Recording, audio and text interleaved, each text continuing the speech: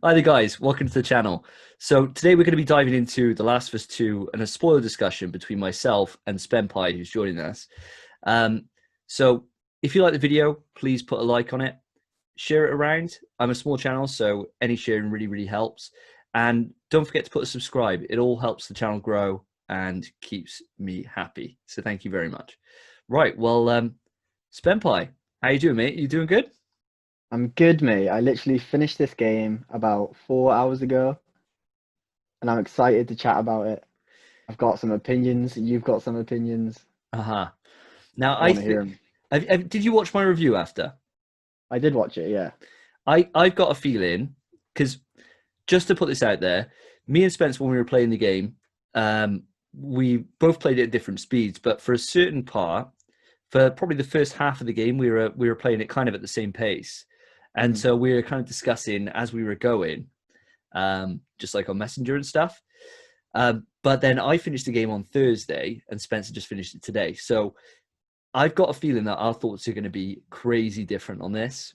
And so I think it's going to be a good watch for you guys. But as always, as I said, please just comment below and just put down what you think. It'd be interesting to hear what you have to say. Right. So let's dive into it. So the way we're going to go through this today is we're going to first off discuss kind of our rating on the game, our kind of thoughts, our just broad rating on the game and what we thought about it. Then we're going to dive into how the game is being perceived, both from critics and the public, and kind of talk through that controversy. Then we're going to go into the actual overall plot of the game discussion, talk through the differences between Abby and Ellie, and then kind of go through the chapters themselves and kind of how we played it, what the memorable moments were, and then kind of end it all then really on comparing it to the original Last of Us. And I think it'd be an interesting journey. Do you want to start first, or do you want me to go first in terms of our overall thoughts? Um, I'd rather you go first because I want to hear them. I want to compare to mine. Okay. So I said in my spoiler-free review that the game blew me away from start to finish. It was, to me, a complete masterpiece. I went into it. It's quite hard to explain, really.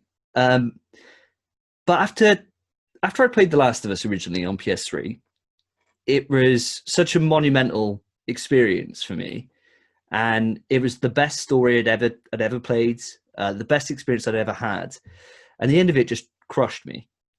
Like seeing Joel do what he did, like killing all the fireflies and saving Ellie. And yeah, I could understand his motivation, but I couldn't justify him lying to Ellie at the end. I just couldn't, and I was just like, oh, I can't believe that he's done this. And it was just such a from like out of nowhere turn that is so realistic and so believable, but has so much ramification behind it that for the last 7 years I've kind of been wondering how they're going to carry this on. Because obviously, from Mm. how well it sold, it was obvious there was going to be a sequel, but I just didn't know how they were going to do it. Were they going to confront it straight away, or were they going to move away from the whole Fireflies thing?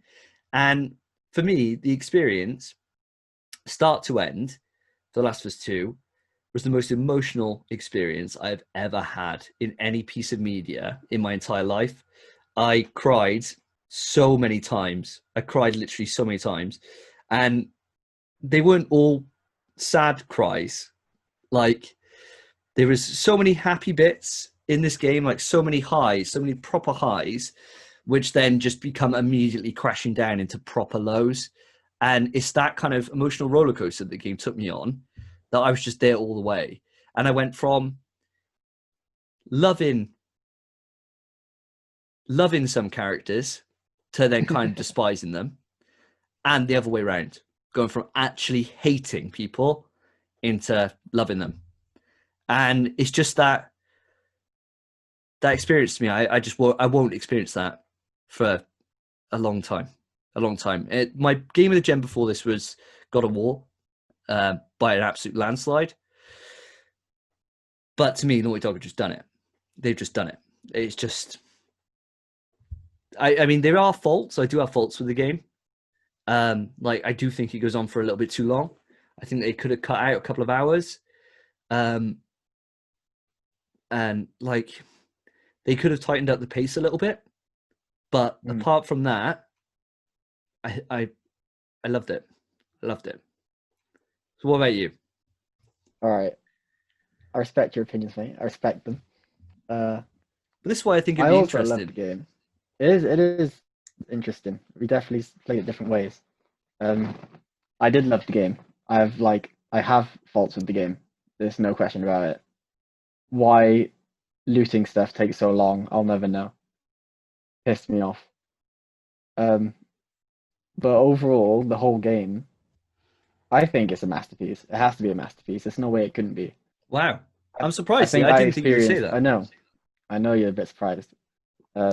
I think I experienced a few more bugs than you did throughout my playthrough. I had one. I had one bug. Which bug? I had a bug where, after Tommy's shooting the sniper rifle at you, Right. and you go into that car park bit, and there's all those infected. I killed all those, and you have to make a tiny jump. I mean, like actually ridiculously small jump, just to get onto the next kind of little section when you're chasing Tommy. And for some reason, Abby just decided, no, I'm not going to even remotely initiate the jump animation. I'll just jump straight up and just fall. And I was like, what? And that's literally the only thing that happened to me my entire game. I didn't have any other. Oh, I had like one super, super small one actually, which only just come to mind now, but it was so small and it only happened once. So I was like, okay. I had a glitch where it said I had a silencer on my gun, but the silencer wasn't there. Like the silencer wasn't working. But I knew I didn't have a silencer. It just thought I still had one left, but I didn't. Right. So, but as soon as I crafted a new silencer, it was fine. So it didn't affect anything other than it looked like I had a silencer on the end of my gun, but I knew I didn't have one, and the UI showed I didn't have one, but the silencer was still there. Weird. Yeah, but that's on it. the physical model of the gun. Yeah, on the physical model of the gun, yeah. But that's it. I didn't have any other. I didn't have anything else. Where you've had quite a lot, haven't you? I've had a few. You could probably put the footage in of my bug. Yeah, I yeah, sent it to you. But yeah, the one where she stabs the runner and kind of drags him down, and then she slashes out the throat. Sick animation when it works. But I had that where she was just sliding down with the knife in the throat. But no, the zombie was just stood up. So she was kind of just dragging down nothing. I think I only had that once though. Very late in the game. Very late in the game. What part was it? It was during the Tommy fight you mentioned actually. I was close to the wall in the car park, and all the walls disappeared. Whoa, really?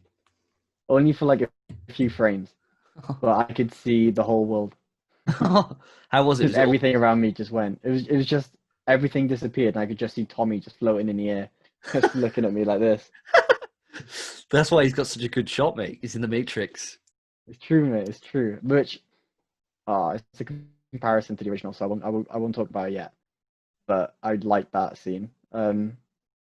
Overall game, I think that's mostly it for the bugs, other than very minor things that don't really matter at all. AI is a bit annoying, but the game's good, man. The game is good. People hating on the game is stupid. The game's a masterpiece. You said it's the best game this gen, yeah? Mm-hmm. Yeah, I reckon. I think I agree.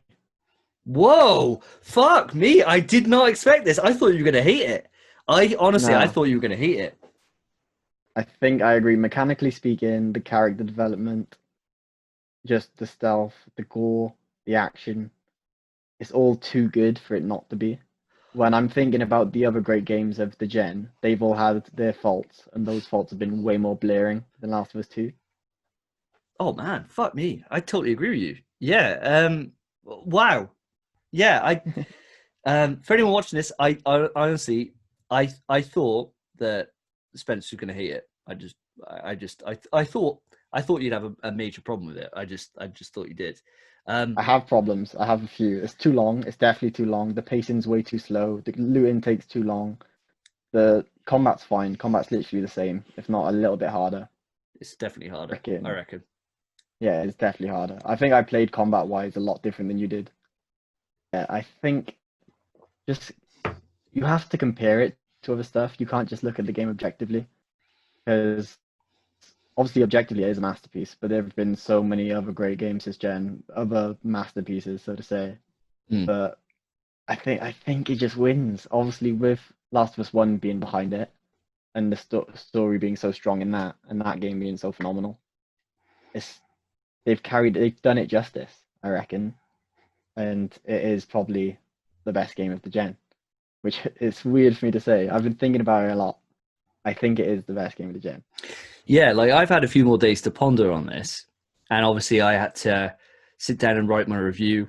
So that took a lot of thought, really, and especially just in terms of how it resonated with me.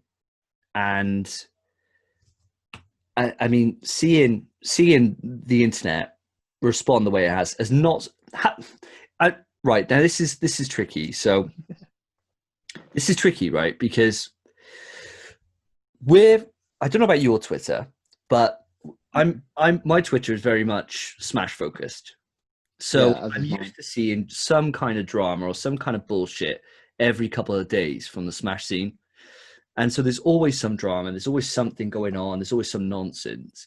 But I'm kind of sheltered from the wider internet. I don't see like a load of just like random opinions. It's normally just like Facebook I have to go on to for that. Um, Yeah. so when this game first got reviewed, and Mm. I was on total blackout since E3 2018, so I haven't seen anything. I haven't wanted to see anything. All I wanted to check was I wanted to check a couple of different reviews just to see kind of how the game had been received by critics. Um, and even though I didn't read the reviews, I just wanted to see kind of what the thought was, because I didn't want to read anything that could then affect my opinion. So I thought, right, well, I'll just look at a couple of scores. I'll see what the wider consensus is for critics. And it was, it's what, sitting last time I saw it like a 96 on Metacritic, which is just Yeah, I think so. absolutely phenomenal.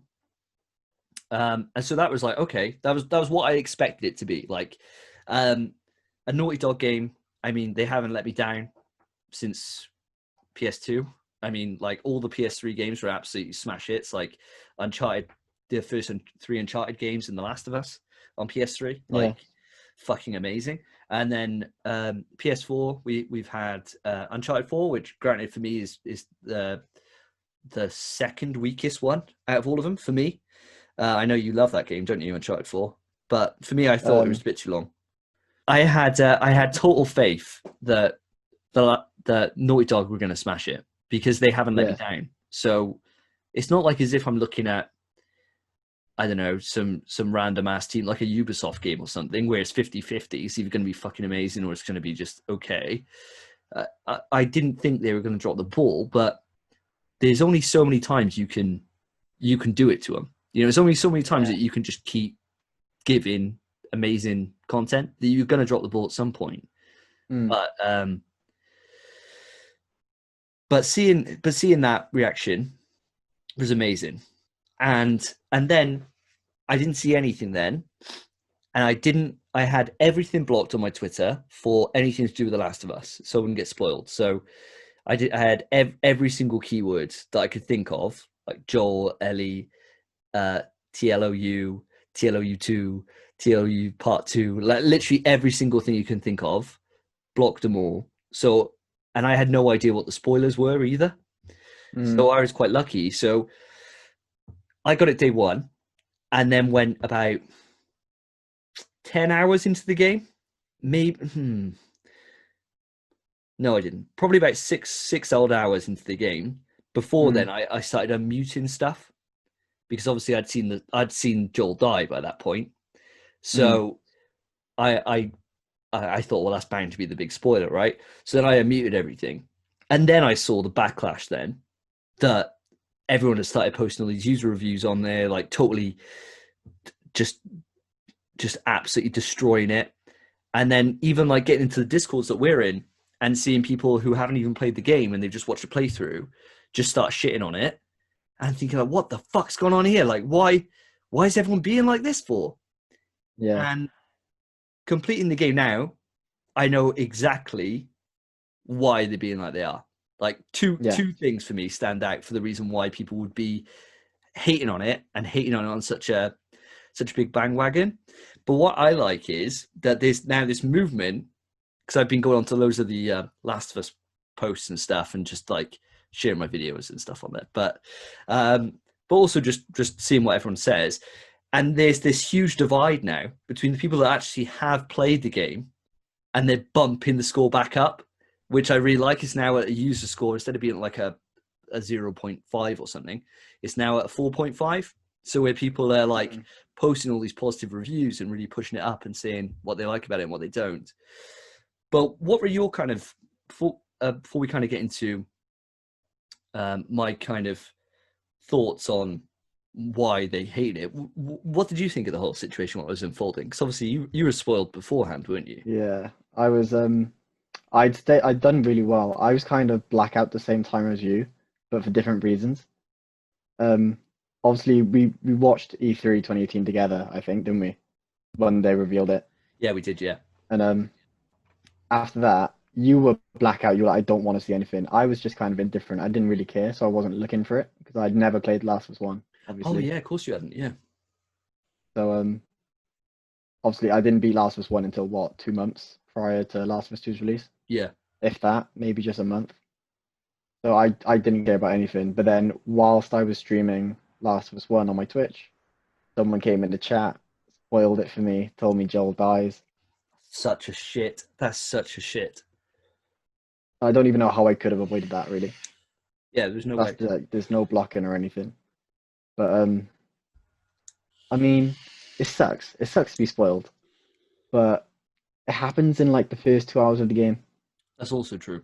Yeah, that's also true. But I was really grateful when it happened. Yeah. So I was like, if that's the big twist at the end of the game, I would have been absolutely livid. But it happened right away, and I was just like, oh, sick. Like not sick, obviously, but I was like, oh, like I don't know what happens now. I'm Yeah. completely blind. But that's great.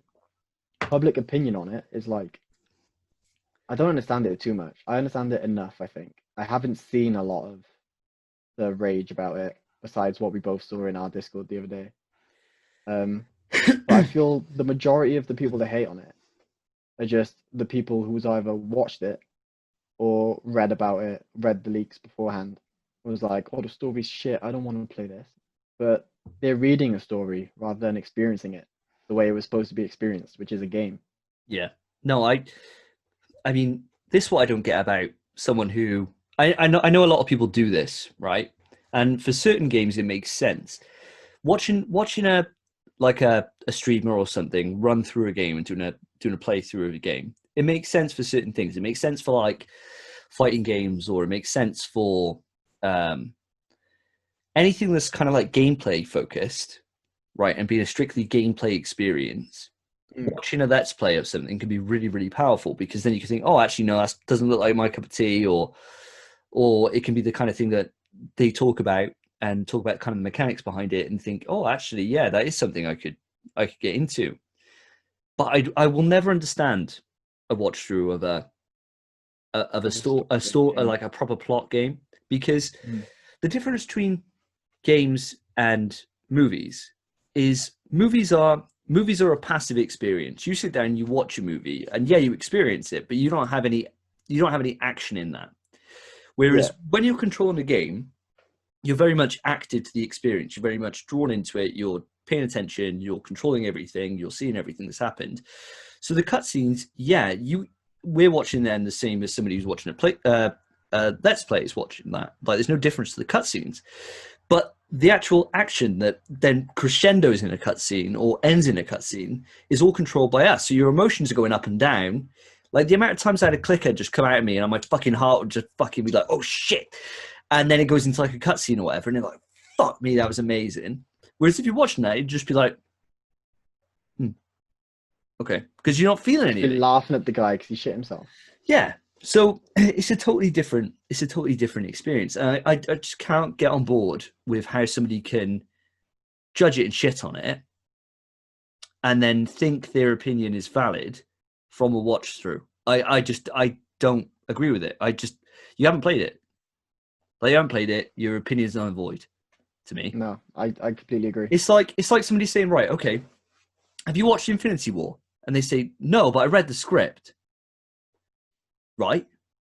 But what? So they know the story, they know what happens, they haven't fucking seen it. But with a Let's Play, that's exactly the same thing. You've seen it, but you haven't played it. Like, you don't know how it makes you feel. That's my opinion on it. Anyway, I know it's probably a bit sheltered because I don't watch much Twitch content. I don't watch. The idea of watching someone do a playthrough of a game for me to watch, unless it's like a fighting game or something, is just fucking so alien to me. I'm not interested in watching someone else experience it unless I've already experienced it myself and then I can see their reaction to it. That's different. But that's what I'm saying. I have like the two things I would do it for is either if I've already played the game, like I'm planning on watching a playthrough of Last of Us. Just like there's a streamer I like, I'm just gonna watch his experience with it. yeah, Or if say I had an Xbox, I didn't have a PlayStation, and a playthrough is like watching a Let's Play is your only way to experience the game, then I kind of get it. But then I wouldn't go around shouting my opinion if that was how I chose to experience the game. So what do you think it is that's making people get to this stance? What do you think's making them just be like, fuck this game, it's in the trash? Oh, few things. Very few things. Joel's death early on, one of them. Mm-hmm. Ellie being a lesbian. Yeah. The sex scenes. And the trans character. Who's trans? I knew you were going to say that. Who's trans? Who's trans? Lev. Is he? Yeah, he's a girl. Do you not notice? Do you not listen to the dialogue throughout the whole game?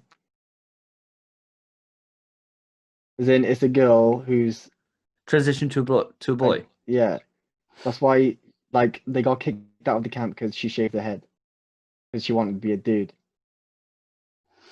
And then during that makes sense. Yeah, and during the thing they said it's Lily, and then she was like, "Do you want to ask about it?" And Abby says, "Do you want me to ask about it?" And she says no, or he says no, I should say. Oh, I thought it was just like I thought it was a thing that I thought it was weird, right? How when they said about him joining, becoming like a wife of whatever, one of the elders, I thought, well, that's weird. Why taking a boy for his wife? But I was like, okay, maybe it's just one of those crazy clan things they got going on. And so when they're about shaving his head, I thought, oh, well, maybe there's not that many women, so maybe he just keeps his hair long because he's like a pretty bloke or whatever. They give him over. I didn't even think about it too much. I didn't even think about it. I was just admiring Abby, man. I think that's literally the whole thing. Makes sense. That makes way more sense. Fuck me. Okay, yeah, fair enough. I can't believe I didn't pick up on that. It's the whole plot of Yara and Lev. The entire plot to Yara and Lev. I just didn't pick up on that. She's trans. Oh, that's really clever. I didn't pick up on that.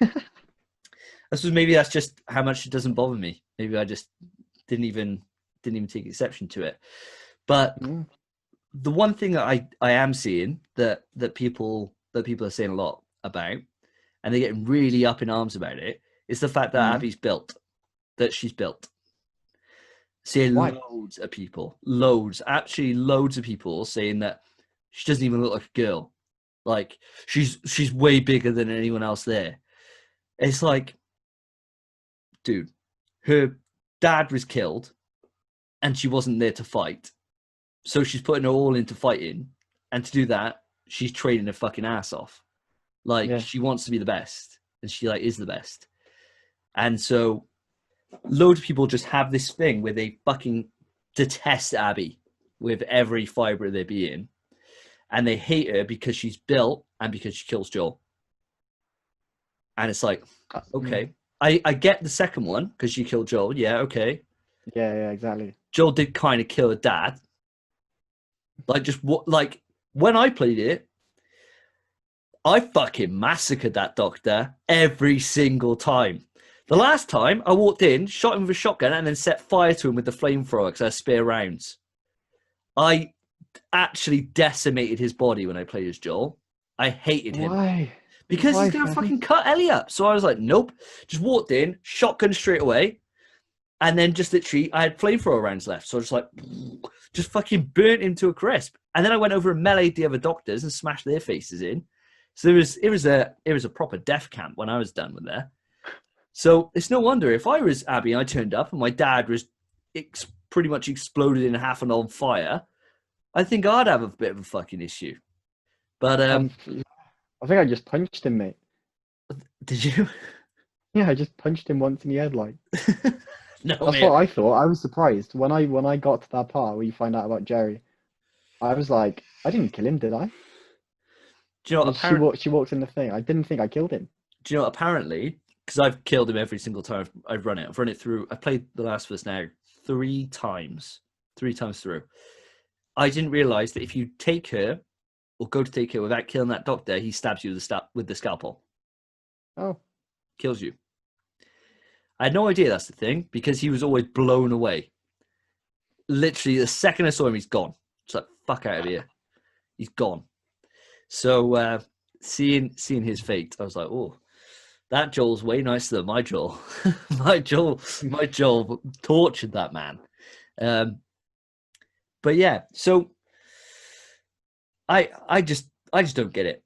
I mean, like, there's so much hate on the internet for anything, and there seems to be this thing where as soon as something goes against how you want it to go, instead of accepting it and just being like, okay, fine, they just seem to think, no, fuck this, I'm not even going to give it a chance, I'm not even going to look at anything, and just tear it down.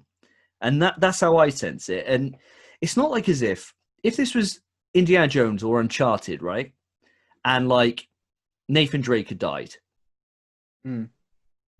And then you're playing as like Elena. I can see why people would be pissed.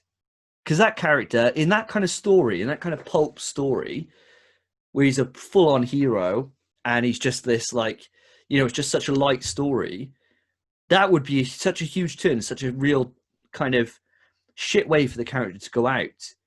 But in The Last of Us, no one is a good person. Like, no one's sacred. Like, anyone could die at any point. And I went into it knowing that. And I was surprised as hell that Joel didn't die when he falls onto that like thing in Last of Us 1. Yeah, when he falls in the Firefly Hospital, in the university, where he falls onto that thing that just like impales him, that rebar that gets him.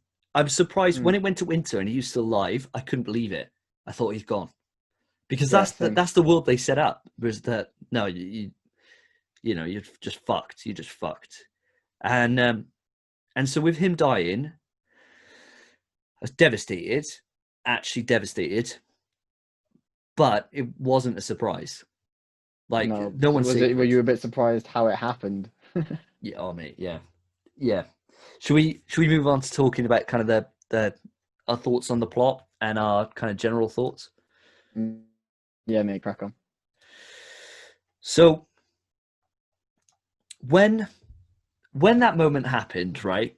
When it went over, obviously you got this lovely moment. Like, the game starts off so nice, like in Jackson and everything else, and meeting up with like Dina and smoking that weed and just them hooking up, whatever. I was like, oh, this is all nice. I was like, I wonder where this is going to go to now. And then when it switched over to playing as Abby, my first thought was, fuck, she's built. Like, she is stacked. And like, when you got to run through that zombie horde part right at the start, and you meet up with Joel, like, I knew by that point when they were on about they're hunting someone, I was thinking, fuck, I bet they're fireflies. I bet there's something to do with fireflies. No, yeah, I knew right away as well. I knew right away. And I thought, fuck, I bet they're looking for Joel. But because they had like saved them, they brought them in, I thought, oh, maybe this is going to go different to how I think. Maybe they're going to tell them, you know, we're looking for Ellie, we need the girl or whatever. And I thought maybe they're going to be looking for her and that's where the story's going to go.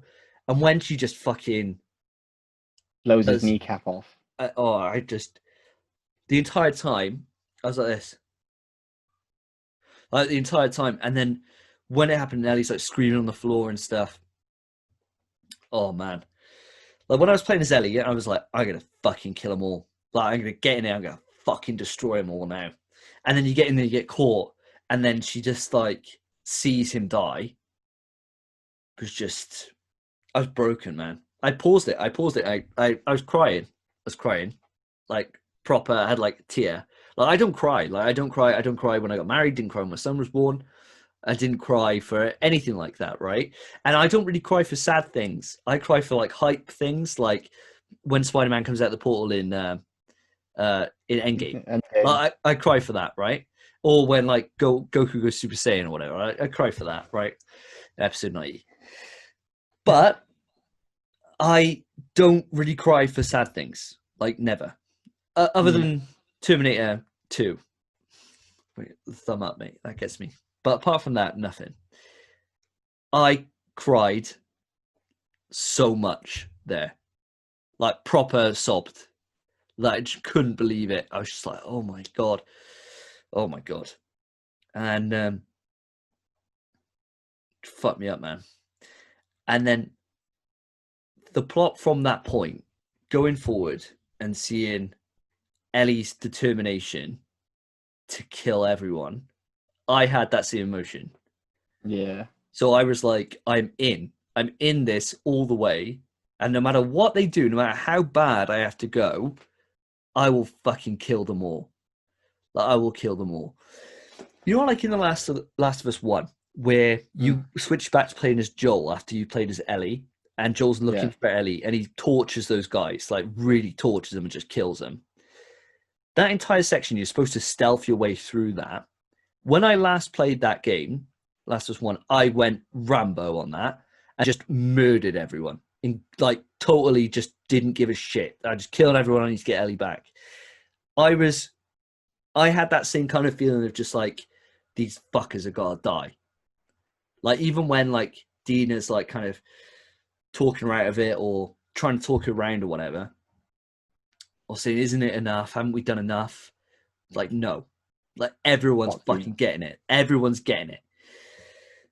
And it felt that way. I didn't give a shit when she tortured that girl. Is it Nina? Is it Nina? The one she tortured in the hospital when she's Nora. already Nora, when she's dying of spores, right? Where she's already fucked. Like, she's gone and she's dying of spores or whatever, and she doesn't have long left. And it just goes over and you're just pressing square to just beat the fuck out of it. Like, I was getting that info, man. I was like, I don't care what, I'm gonna make this slow as shit for you. If I had the choice, mate, I would have I just kneecapped her immediately. I just fucking done so much shit to her to get that information for Abby. And then flash forward from that point for me, when you get the pregnancy part, and she kills the pregnant woman unknowing, that fucked me up. That really fucked me up, actually. That really fucked me up. And I couldn't believe it. And I was just shocked more than anything. I was just really shocked. And I was thinking, fuck, maybe it is time. Maybe it is time to stop. Maybe this has gone too far. Maybe this has gone too far with this. And then you don't even get chance for that to go any further, because then Abby just fucking comes to you. So it's like, it's just done so well that you're just like, holy shit. Like, this is just now. And then for it to switch over and play as Abby, I was like, fuck, why am I playing as Abby? I was like, fuck, why am I playing as Abby? I don't want to play as Abby. And I was like, granted, I love punching shit with Abby, because I love how she just doesn't need a knife. She just beats them down. And I love that. So I was excited to do that again. But I was pissed off that I was playing as Abby. But then by the time the story wrapped, my favorite character in this game is Abby. She's my favorite character. Seeing what she goes through, and for her to have learnt that it's just a cyclical cycle. This revenge thing is just, it doesn't go anywhere. For her to have learnt that, and for her to let Ellie live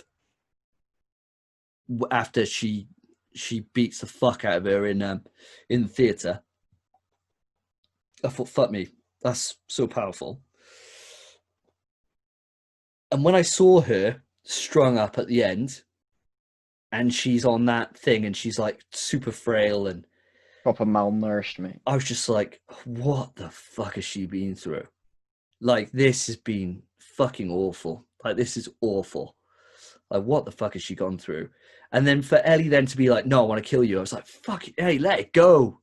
Like, she's like, this is the point now where she's fucked. Like, do her the same favor you had done. And then for her to finally have that realization at the end, I was like, thank God, Ellie. You're not a villain. Like, you're not a total villain, which you would have been if she'd done it. Because when she put the knife to Lev and was just like, no, you got to fight me. I was like, fuck me, Ellie. Like, God's sake, just stop. Like, just stop. And then for her to not kill her, I was like, thank God there's some saving you. And then that end moment where you go to play the guitar, I knew as soon as her fingers were bitten off, I was like, she's not going to be able to play guitar again. I was like, she's fucked. She's not going to be able to play guitar. And then when it makes you play guitar and it's all coming out horrible, I fucking cried my ass off, man. It broke me. That bit broke me. And the credits roll, the entire time the credits roll, I was full on sobbing. I was full on sobbing. I was just like, oh, she's lost everything. She's lost everything on this entire journey, where she says that she doesn't want to be left alone. That's her worst fear, and she caused everything. She gave up everything for her revenge quest, and it didn't get her anywhere. It may end up losing everything. It was just so powerful to me. I get you, mate. I get you. But how was your kind of experience? My experience, well, start off with Jackson again. Freaking, it's just Jackson's a nice little part where you get to meet everyone again, get to see how life's changed since before. Seeing Tommy's lush. Yeah, seeing Tommy's nice until he's a bit of a dickhead at the end. Yeah, but it's nice to see him. He should be dead, by the way. Yeah, how the fuck did he survive? Yeah, I don't know. It's stupid. I saw him walk in and I was like, what the fuck? Obviously I knew about Joel's death, so I wasn't really sad about it when it happened. I knew it happened. You weren't sad No, about I knew it? it was gonna happen, didn't I? Like that, though? Oh no, yeah, like I was sad, but I didn't cry or anything. I was a bit like, it was more of a shock factor. 'Cause I knew it was gonna happen, I didn't know how. You know? So when I saw her just beating the shit out of Joel, I was just like, Jesus Christ. And then Ellie comes in and has to watch. Fuck me, you know. It is insane how it all happens. I wasn't the same as you throughout this game. I didn't get sad really at all. There was one point where I shed a tear. Oh, what And part? I'll get to that. I'll get to that, mate. I'll get to it. Okay, all right. Right. Then obviously after that, Seattle Day 1 happens. Can't really remember too much about it other than you find the theater with Dina, find out she's pregnant, and you have that little flashback for your birthday with Joel, where he takes you to the space thing. Oh, that's amazing. I almost cried at that. I was very sad. I was really happy. It would have been a happy cry. Yeah, I was the same. I didn't cry, but I was so close. Yeah, it was a beautiful moment. Like, imagine giving someone a gift that good in the apocalypse. Yeah. Incredible. And just the way it was done. And then obviously it ends with her finding the firefly symbol and questioning it again. Story's fucking brilliant. Then day 2, the hospital scene where she fully confronts Joel, finds out, which she already knew, I bet. She had the feeling, Fully didn't already she? knew. Yeah. But then that happens. That was nuts. And that got me a bit emotional as well. Where she just, as soon as she heard him say it, she just burst into tears and freaked out. This game had some powerful moments, man. Oh. The thing straight after that scene, like, I remember just thinking, oh fuck, I bet that was the last thing she said to him. And I was thinking, oh fuck, like, can you imagine that being the last thing that you said to him before he before he died, like they haven't spoken for so long. And that's why I like that bit at the end where it shows Yeah, like that no, they were working on it. And I was like, oh, thank God. Like, thank God. But sorry, I'm interrupting you. that's all right. And then day 3, which is when you kill Mel and Owen. Obviously, like that's nuts because she finds out she's pregnant, and obviously because Dina's pregnant, that hits Ellie so hard, and that was Yeah. crazy. Actually, I brushed over. She kills Nora before that, and the torturing of Nora, I was a bit like, fucking yes, get the info, fucking do it to her. Yeah. But then she comes back to the theater, and her hands are like this, and Yeah. she's shaking, and she's just like, I found it out, and she just wants to sit down and just take a minute. That was awesome, showing how the repercussions of what she's done. Yeah. Sick. Yeah. Like the portrayal of the character's emotions is insane. Um, and then fucking, then she kills Mel and Owen. Pregnancy thing, yeah, that's gutting, is what it is. Shame. And then it goes to Abby. You do all of Abby's stuff. You find out about her dad. You find out you killed her dad. That was sick. Like it wasn't sick, but it was kind of sick. This shows her motivation, and you're like, okay, you start to forgive Abby. You know what I mean? The the journey of Abby in this game is so powerful. And that's probably why I think this game succeeds so well, is because of Abby. So Abby's journey, I think, throughout this game and your kind of interaction, your experience that you have controlling Abby is so interesting. And I think it's the reason why this game is as successful as it is, because you start off obviously hating the guts off Abby, like hating her, absolutely hating her. And then by I say Seattle day 2, after you've had that first full day with her, it's you just feel totally different because you're like, Yeah, actually, I get exactly why you've done this, because it's exactly the same reason why Ellie's out now. So it's exactly the yeah, same thing. You killed her dad, that's Joel, and he was a good guy. It wasn't like as if he was even a bad guy. He was just a really nice guy. He even saved a fucking zebra. Like the guy's just an actual really nice guy. He doesn't want to kill Jerry. Ellie, but he wants to do it for the greater good. And he took that away from her. And so she's just driven and trained herself to this point where she can go out and just fuck him up. And the fact that she left them alive was always a question on to me as to why did she do that? Like, why did Owen and Abby leave Ellie and Tommy alive? Like, why would you do that? But it's because they're better people. They're better people. Like, they just are. They're not, maybe they haven't been as beaten down by the world as like Tommy and Joel did, being adults and living Mm, through the world going to shit. And like they say about like Joel's past in Last of Us 1, how, you know, those times he did some really dark shit in like those first like 10 years or whatever after it. It's just really, really dark stuff. Um, Maybe that's why they're better people. Maybe they'd been kind of sheltered a little bit by it being in the Fireflies and having this kind of hope that they were going to change the world and save the world. Maybe it's that gave them this mentality that, granted, she was driven and she did torture the fuck out of him, made him pay for it, but that's where it yeah. ended. That's where it ended. Um, but such an interesting character. How I do love Abby. I think I really like the way they did her collectibles of making it coins like her father. That was really nice. yeah, That was a good little touch. And then obviously, just everything she does is just about revenge for her father and her love for Owen. And that is it. That's her entire drive. Until she finds, obviously, Yara and Lev. And then it's just guilt. Yeah, guilt with the weight of Joel after Owen speaks to her and says, you know, about all the bad shit they've done,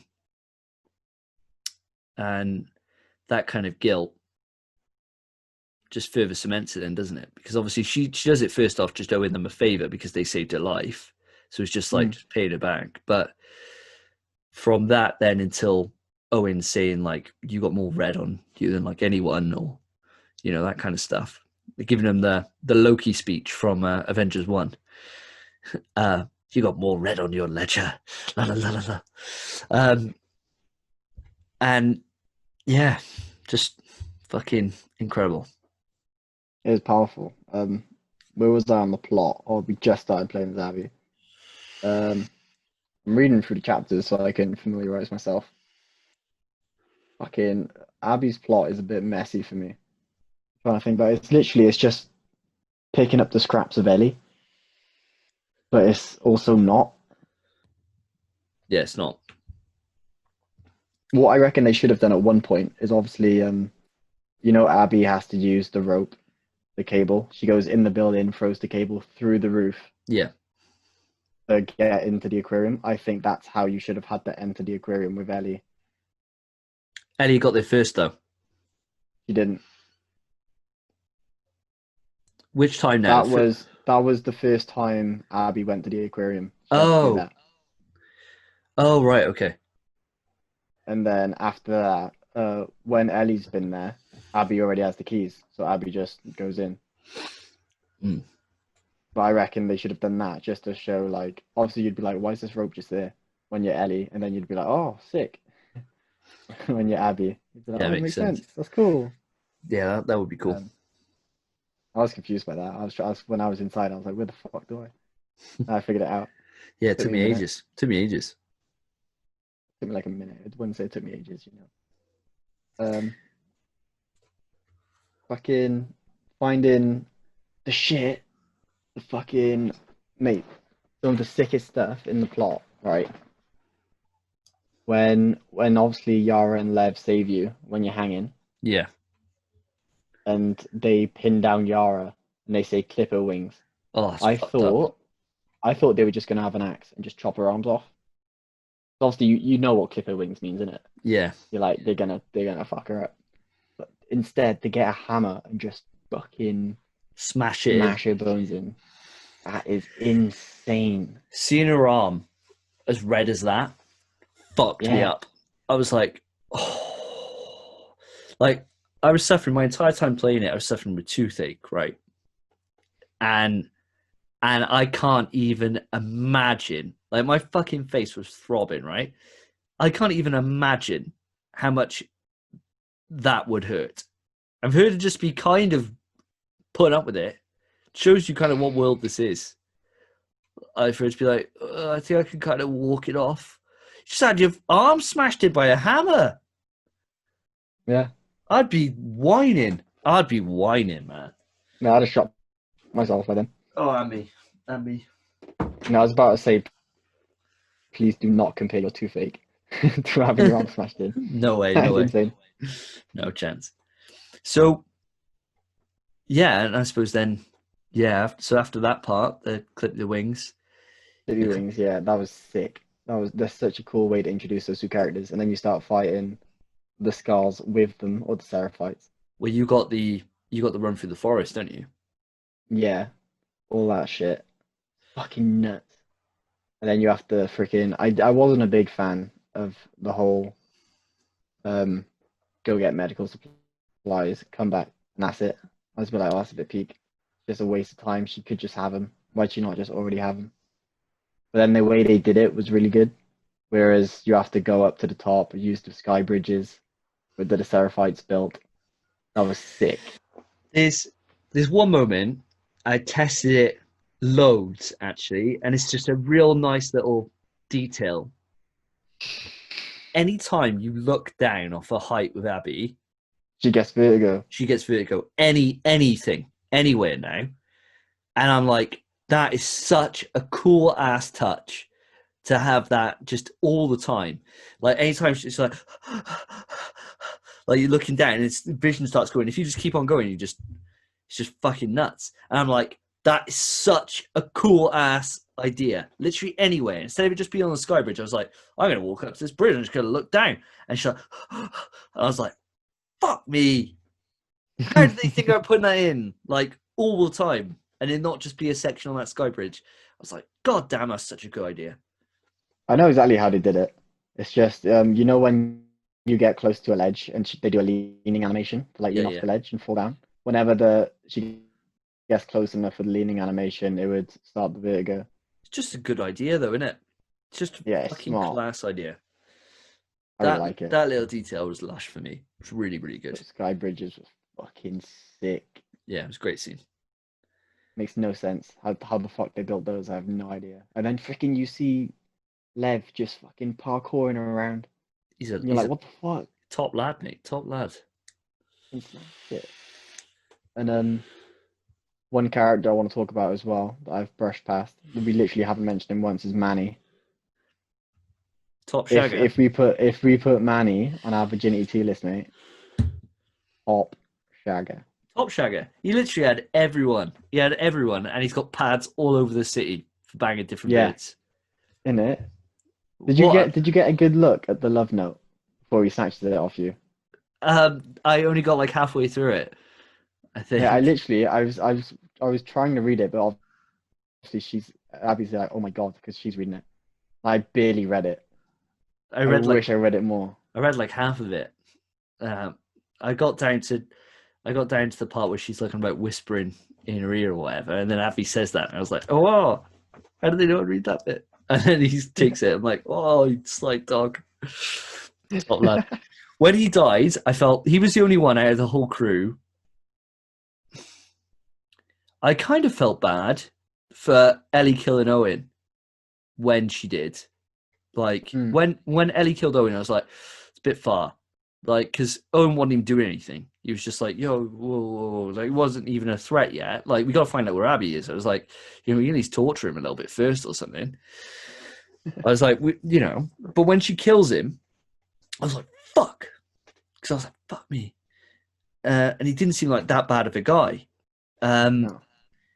But then seeing it, because Owen, when you go through the hospital with Ellie, right? Not the hospital. I think it's like day one in Seattle, and you get captured, and then you're getting like kind of interrogated by one of the crew members, and I think it's Owen as well. Is Owen there as well? And Owen's the one who stops you getting shot.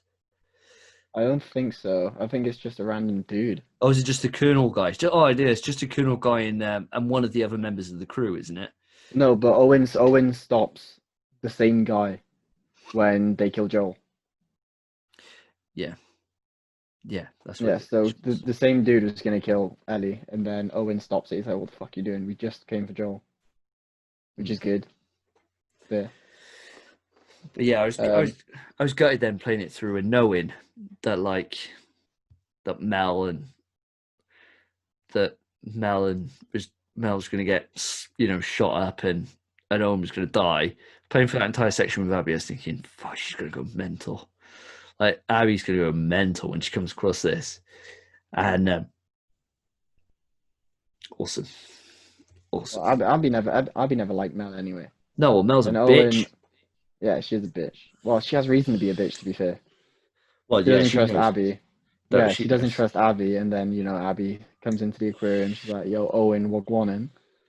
And Owen's like, "Get over the desk," you know. What did you think of? I suppose we'll cover that off in our memorable moments bit, but Yeah. What happened after that? Fucking, that's Seattle day 3, the marina. Oh, no, at the end of day 2. Day 3 is when you go to get the stuff. Uh, yeah, I didn't like the idea. I didn't like the plot point of going to get the supplies, but then the way you do it, and then you climb the sky bridges, you go to the wolf base, you fight the Rat King. The Rat King was sick. love that whole section. That's one of the highlights of the game for me. That entire section. It's Going just down there. terrifying. It was just scary. You're just shitting your pants, and then freaking, why does the Rat King exist?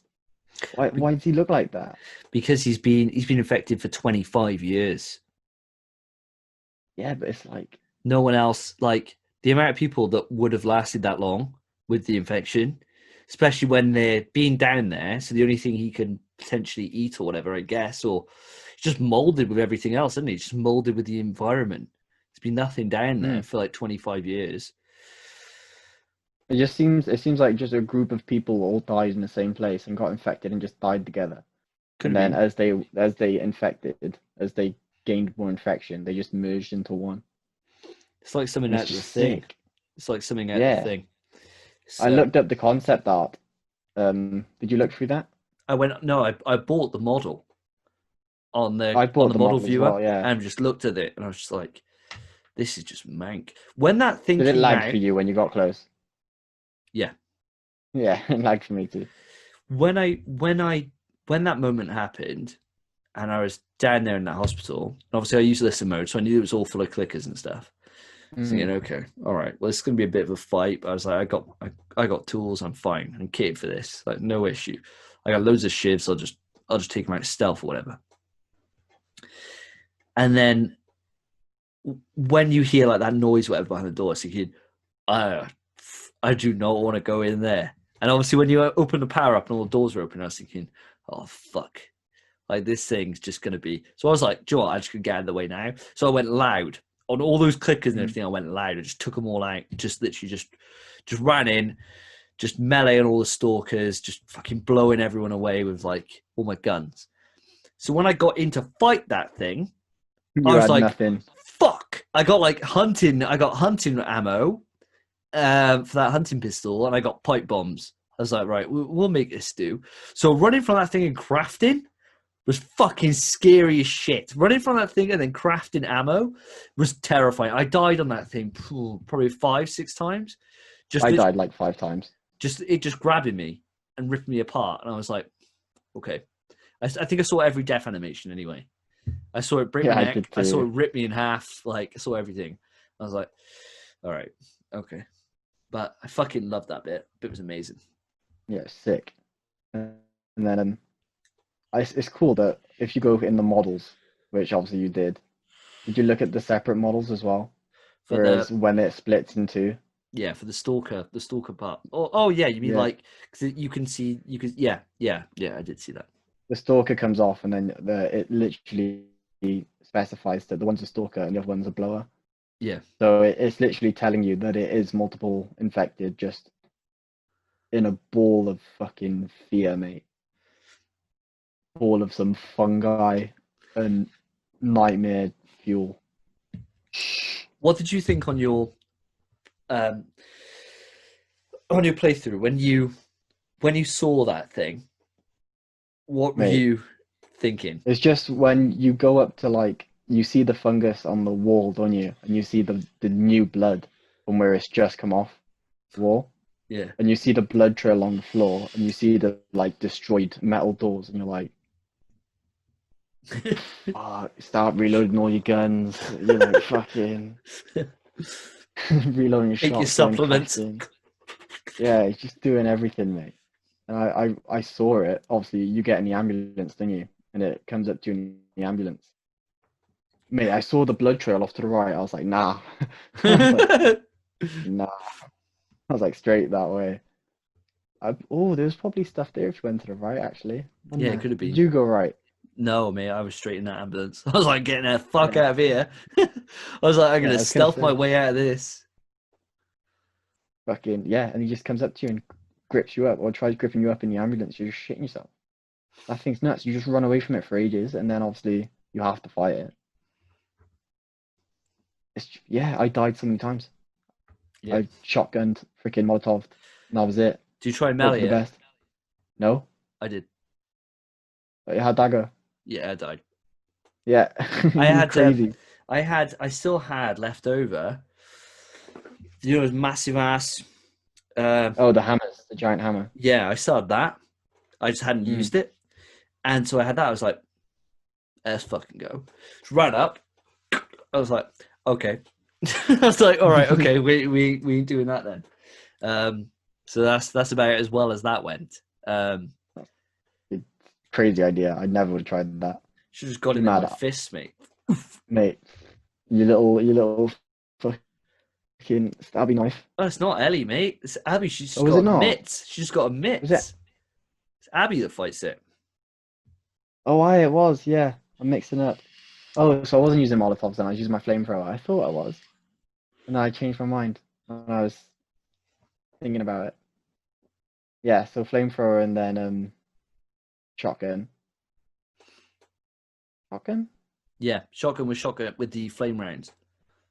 I'm thinking about it now. I've got it mixed up in my head. Fuck. It felt weird, mate. It felt foreign when I switched back to Ellie. I was like, I've been waiting to play Ellie again all this time, and now I'm playing her. I'm like, it's a different game. So what did you think when it went to?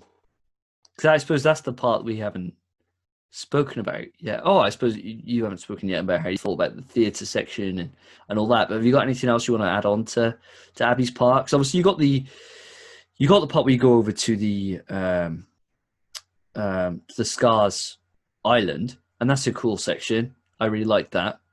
I thought that was good, but nothing really too memorable. I don't think. I thought it was just a cool little combat encounter. Good to see their world. I've been wondering about them quite a lot. That's the thing that I'm going to look forward to when playing for New Game Plus is finding the last of these collectibles so I can learn more about what happened to their prophet. Obviously, the prophet died, and she died in custody, is what I'm guessing, but I haven't heard that yet. But I assume that she died in torture from the Colonel bloke, the guy who's in charge. Isaac. Yeah, I reckon he killed her. And that's obviously what turned her into a martyr and turned all this on. But I want to find out more about them. And that's the collectibles I'm missing, really, a kind of all their background. So I'm kind of looking forward to finding out more about them. I'll say the one memorable thing from the Seraphite Island, which was one of my favorite fights in the entire game as well, is the giant brute, the Seraphite brute, where you slash his mouth open. Oh, yeah. That was sick. Yeah, and he's like, oh, yeah, he's just dangling, and he just doesn't give up. And you keep cutting him up, and you keep slicing him open. He chokes you out on a freaking rail, and you fall through it. And then he's still trying to fucking kill you. And Lev has to freaking shoot an arrow for him, and then you snap the arrow and stab him with it. And you're like, why won't he die? What is this dude? How many of those supplements has he been eating? He's been eating shit ton of sups. Mate, he's there. His mouth's fucking like this, hanging off. He's just fucking stabbing him in the neck. But that fight was sick. I felt like I was never going to win. He just kept hitting him, and he just didn't care. It was like fighting the Hulk. Yeah, it was amazing. That fight was real good. That's what I love about this game is the one thing they added into this game that I think is just so that I haven't heard many people reference, but it's such a huge feature. That dodge button is just godlike. Such a godlike, a godlike improvement to the melee. Like the difference with a dodge button when it comes to actually making the melee combat so engaging was amazing. Because instead of it just being like, and that's just one, you just took damage as you gave damage. You know, okay, this is as good as I get, whatever. That's fine. I appreciate I'm going to take some. But in this, you'd be like, no, if you're good enough, like, you can just fucking absolutely destroy things without even getting touched. I'm like, so nice. But yeah, fighting the brutes and stuff is just a good way to teach you, isn't it? The dodge mechanic, I guess. And to make sure you've got it been late into the game to teach you, but yeah. Yeah. If you're not dodging by then, fuck me. Yeah. That is insane. Yeah. You've died a few times. Well, the first time you fight a brute is with Abby, isn't it? Yeah. You're the first Seraphite brute. Yeah. And she has your backpack. Yeah, it's good that. I love that bit. Fuck that. It's a good bit. And then we move right then into the end and we go on to Santa Barbara, isn't it? That's where it is, isn't it? After that. No. It's We got the ending yeah, then, the obviously, island with escape, and then it's the theater. And then how. after the theater happens, you play as Abby, and you're trying to kill Ellie. What were your thoughts on that? This would be Yeah, I was interesting. playing it, right? Hang on. So I was sat there, yeah, like this. I got into the theater, saw Ellie fucking running away, and I was like, why am I Abby? I know, Andy. Why am I still playing Abby? What the fuck? I was just like, remember what I said to you? I said, I reckon this game ends. Before we both finished the game, I was like, I reckon this game ends because we obviously you start off playing Ellie and Abby, and then it's a huge Ellie section. I thought you were just going to play Abby until the end of the game then, and you're going to kill Ellie. That would be That heartbreaking. would be fucking. That'd be That'd be heartbreaking. insane. I would have hated it. I would have hated it. It'd been sick though. I would that if that had happened, I would have hated it because even by that point, right? Even by that point, I was still totally Team Ellie, like still totally Oh, Team Ellie. yeah. You have And to so be Joel. when for me, when I played that section and I ran out there and had to beat up Ellie, I was like, okay, fine. And when, when Ellie then is like kind of stalking away from you and crafting stuff, I thought that's so fucking cool how she's like crafted and shit. I was like, oh, she's using all the tools that I fucking salvaged against you. Um, when she's doing all that, when I ran out of cover first, I was like, just fucking kill me. I ran out of cover, just got blown in the air with a shotgun to the face. I was like, awesome. All right, we can play this Same. game over. And I was like, oh no, I gotta win. I gotta win. I was like, I don't want to win. I don't want to kill her. I don't want to kill her. And so it was like such a hard moment for me to be like, fuck, I just gotta go along with it. I'm not liking this. I'm not liking doing this to Ellie. I'm not. Even though, obviously, if I was Abby, I wouldn't have been as nice as Abby was. I'd have fucking killed her and I would have killed Dina. Well, she was Like, going to, wasn't she? yeah, But then Lev Lev stopped stopped her. her because she had the throw around the throat, the knife around Dina's throat. And Ellie said, "Stop, she's pregnant." She said, "Good." Yeah, I was like, oh. She said, "Good." But I was like, I was well, like, Jesus Christ, which was obviously because Ellie killed Mel. yeah. And that's why she was like, fucking double kill. Mm. So, Bonus, you know. bonus points, mate. And she shot Tommy in the head. And then that's the one thing I don't like. Tommy should have died, I reckon. How did you feel when you walk out that door and Jesse just dies in front of you? Oh, I was like, fucking. I was just like, holy fuck, shit just got real, like so real Yeah. fast. He just walked out, just boom, gone. I'm like, oh shit. So I couldn't believe that. I couldn't believe it. Yeah, yeah. I didn't care much about Jesse. I Oh, I didn't care liked him a about the lot. character I at all. liked him a lot. It was what it was. I liked his relationship with Dina and Ellie. I liked the way they made it, and it was quite a realistic relationship. But I liked that he didn't have a grudge against Ellie or Dina as well. He Yeah, was quite a mature character. yeah, he was. But now he's gone ahead, so Yeah, it was grim. it was fine. And then Ellie was just like, "Oh fuck," and just go. That was it. It was sick. Tommy should be dead as well, though. What I I'm gonna hate that forever. what who do you think should be dead? Tommy, 100%. That's the one thing I'm gonna hate about this game forever. Hmm. You got shot in the head, and like, sure, if it happened like today, before Did he pre-apocalypse, get shot in the yeah, head? sure, yeah, You sure? I think so, unless I'm wrong. And then he comes back to the house in the farm, and he's like this the whole time. His eyes fucked. Yeah, I'm pretty sure he does. Maybe I can quickly find a cutscene. Yeah. Okay. Down.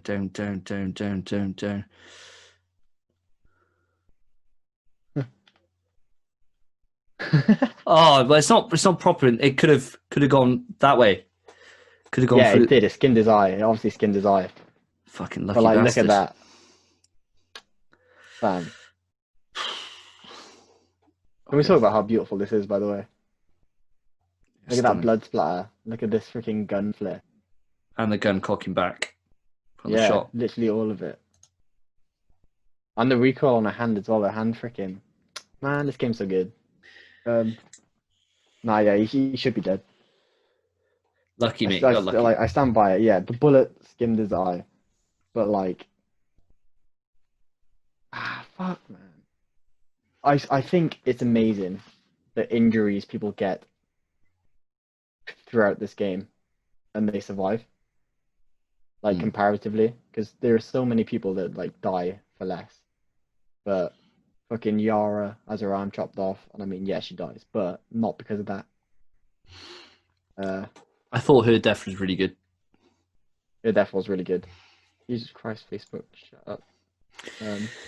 Yeah, I thought the way she like kind of sacrificed herself for them to go. Yeah, it was nice. What I'm wondering is, do you reckon that guy survived?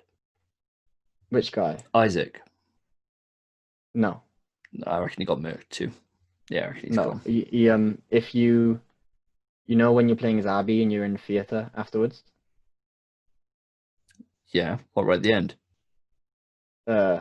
Literally that scene where she shoots Tommy. Yeah. You're entering the theater with Lev. You go through the window on the side. The radio's on, and you can listen to the transmission. Did you do that? No, I didn't. So they say he's dead, do they? Yeah, they literally say Isaac's dead. There's a woman asking for help. No, there's a guy asking for evac on the island. Then Isaac's dead. It's a freaking bloodbath. Are we getting like backup or anything? And she's just like, we need your location. And then as he's about to say, he just fucking dies. Oh, shit. And the woman's just like, Echo 1 responds. Echo 1. Fuck. And that's it. Fuck, no, I missed that. Yeah, it's good.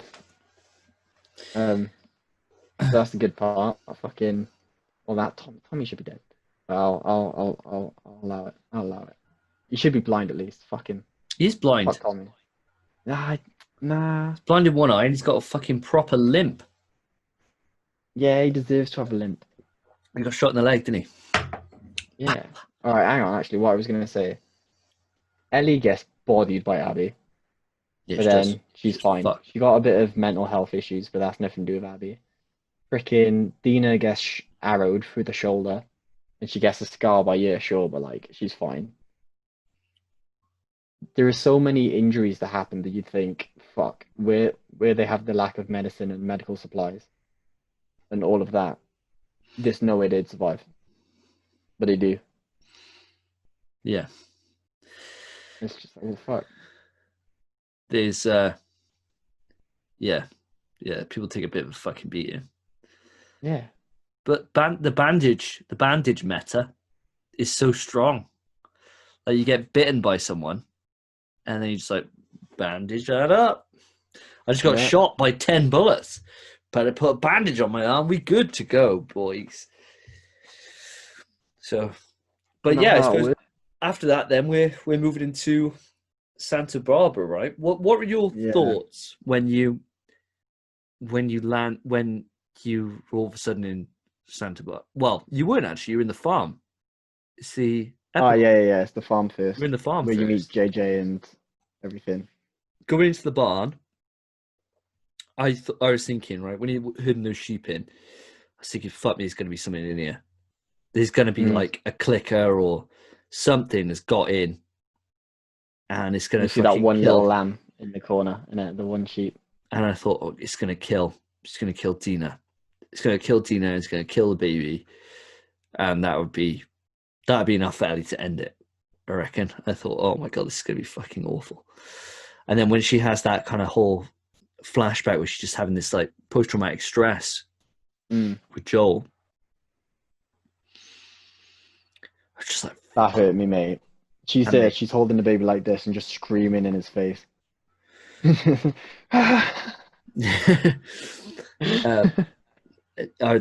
really fucked me up. And I was just like, oh my god, this isn't over for her. Like she hasn't managed to get closure. And obviously then Tommy turns up, doesn't he? And he's giving it all this. Gotta go, we gotta go. That fucked And me up, and I really like that scene where she has the flashback and she's freaking out about Joel. But I feel like they should have placed some of those throughout the game. You know what I mean? Like when it maybe after she killed Nora and she come back with her hands shaking, she could have had a flashback to Joel or something. but then I suppose we were getting the flashbacks of the happy moments, which were her reason, which were then juxtaposed with the horrors that we were having throughout the game. Yeah, I guess. We didn't have like one happy moment really from start of Seattle with Ellie. They were all flashbacks. Yeah. One thing that happened that was good, like nothing. Sure, she met up with like Found Jesse. with Dina, but then Dina then just admits she's pregnant and puts extra pressure on her, which is like a big bombshell. So then she has a flashback to a happier time, and it's like her way of coping with it is thinking about these happy things, which then spurring her on to keep on going through the shit to avenge what she's gone through. So whereas at the end she's happy in her home, she's obviously been there for probably a year, but based on JJ seemed pretty big, so probably say he's about a year old. Or maybe 6 months or something. And then you get the horror flashbacks then because she's happy. She's not over it. She's happy and she's not like she's not settled. Free of the guilt, I guess. Yeah, she's not settled with it. So it's a nice little juxtaposition. But seeing Tommy come up and then him get pissy when she's like, no, like that's enough. I was like, fuck you, Tommy. Like, fuck. That's what I'm saying. Gone through so much shit. Like, if we want it to be over, it's over. Like, she's saying it's done. And I was thinking, fuck, he's going to put the idea into her head to fucking go do it now. Like, and give it that way for her to be like, this isn't going to stop. I'm not going to be able to cope with this until I get my revenge. And so when it flashed forward then to Santa Barbara and Abby and Santa Barbara, I was like, fuck me, this game isn't ending. I was like, this game isn't ending. And I was also thinking, thank fuck this game isn't ending. Like, I'm really enjoying this, but also, where the fuck's this going? Like, I was thinking, where the fuck is this going now? I was thinking, is it just going to be a case that she gets that radio message from the Fireflies? And I was like, oh my God, they're still going? Like, this is nuts. And I was like, wow, she's going to be out with the Fireflies. And I was thinking, is this going to be a thing now where she meets up with the Fireflies and then it's going to be a case of they know where the cure is, so they're going to go after Ellie? And I was thinking, oh, fuck, is that where this is going to go? It's just going to end here? And then obviously then they get captured and it flashes to Ellie. And I was thinking, holy fuck, like Ellie's looking tired at this point. Like, she looks like she's been through shit. By the time she's there, like, she's all burnt. She's like all sunburned. She's like fucked. And did you go onto a journal and read through a journal?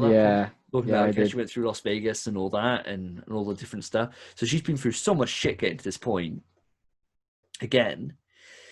And for those Rattler guys, man, I fucking love those Rattler guys, because when she gets like sprung up in that trap, and she gets bitten by that clicker or whatever, and that guy's like, oh, you've been bit, you don't have too much time or whatever, I can tell you where to go. I was thinking, you have no idea. You had no idea, fam. I was thinking, you ain't living through this. Like, no way you're living through this.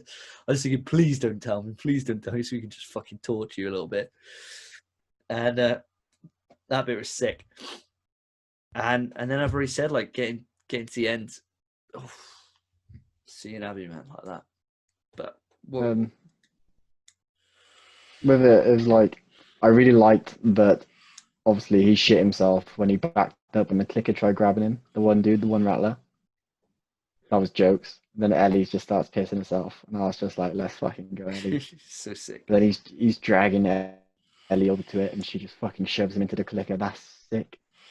What I don't like actually is that the scene after that, it gave me the trophy for having the submachine gun before you started playing. You know what I mean? Oh, you I had it assume from it did the before, same did thing you? with you. No, I had it Yeah, after. I had it after. but I didn't like that. It was Oh, literally as the next cutscene started, it was like, you've got all the weapons. And I was like, oh, I've got a fucking silenced machine gun then, don't I? oh, see, no, I got it. I got it after. I got it after. I Pop for wasn't me happy after. about that. I like the Rattlers. I quite like their personality.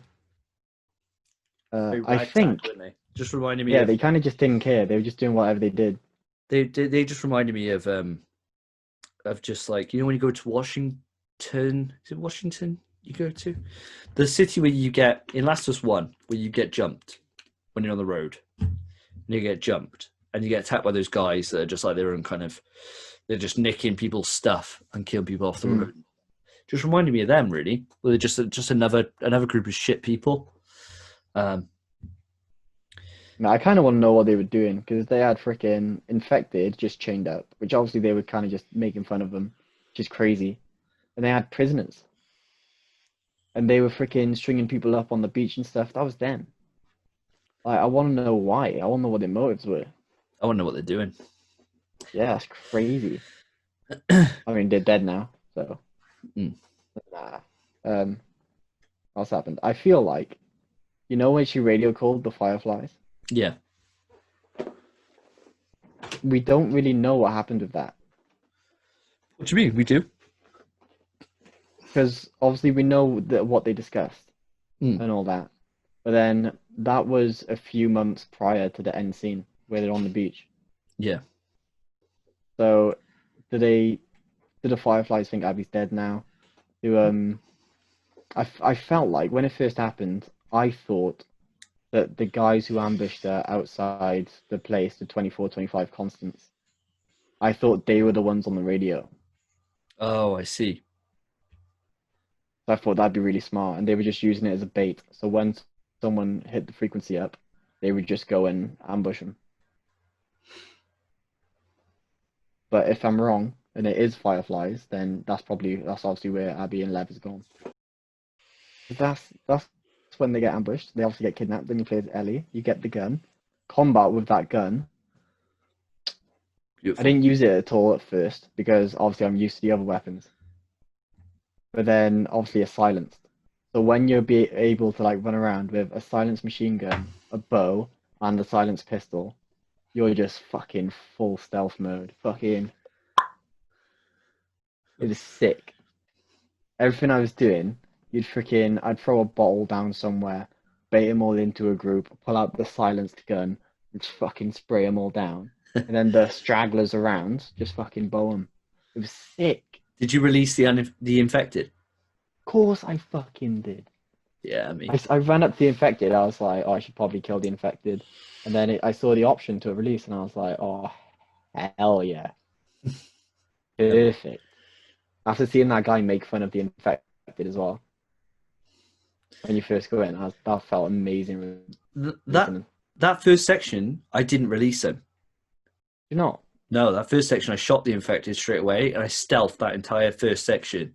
Didn't use the submachine gun on that first section either. I just used the bow, and I used my knife, and just killed everyone that way.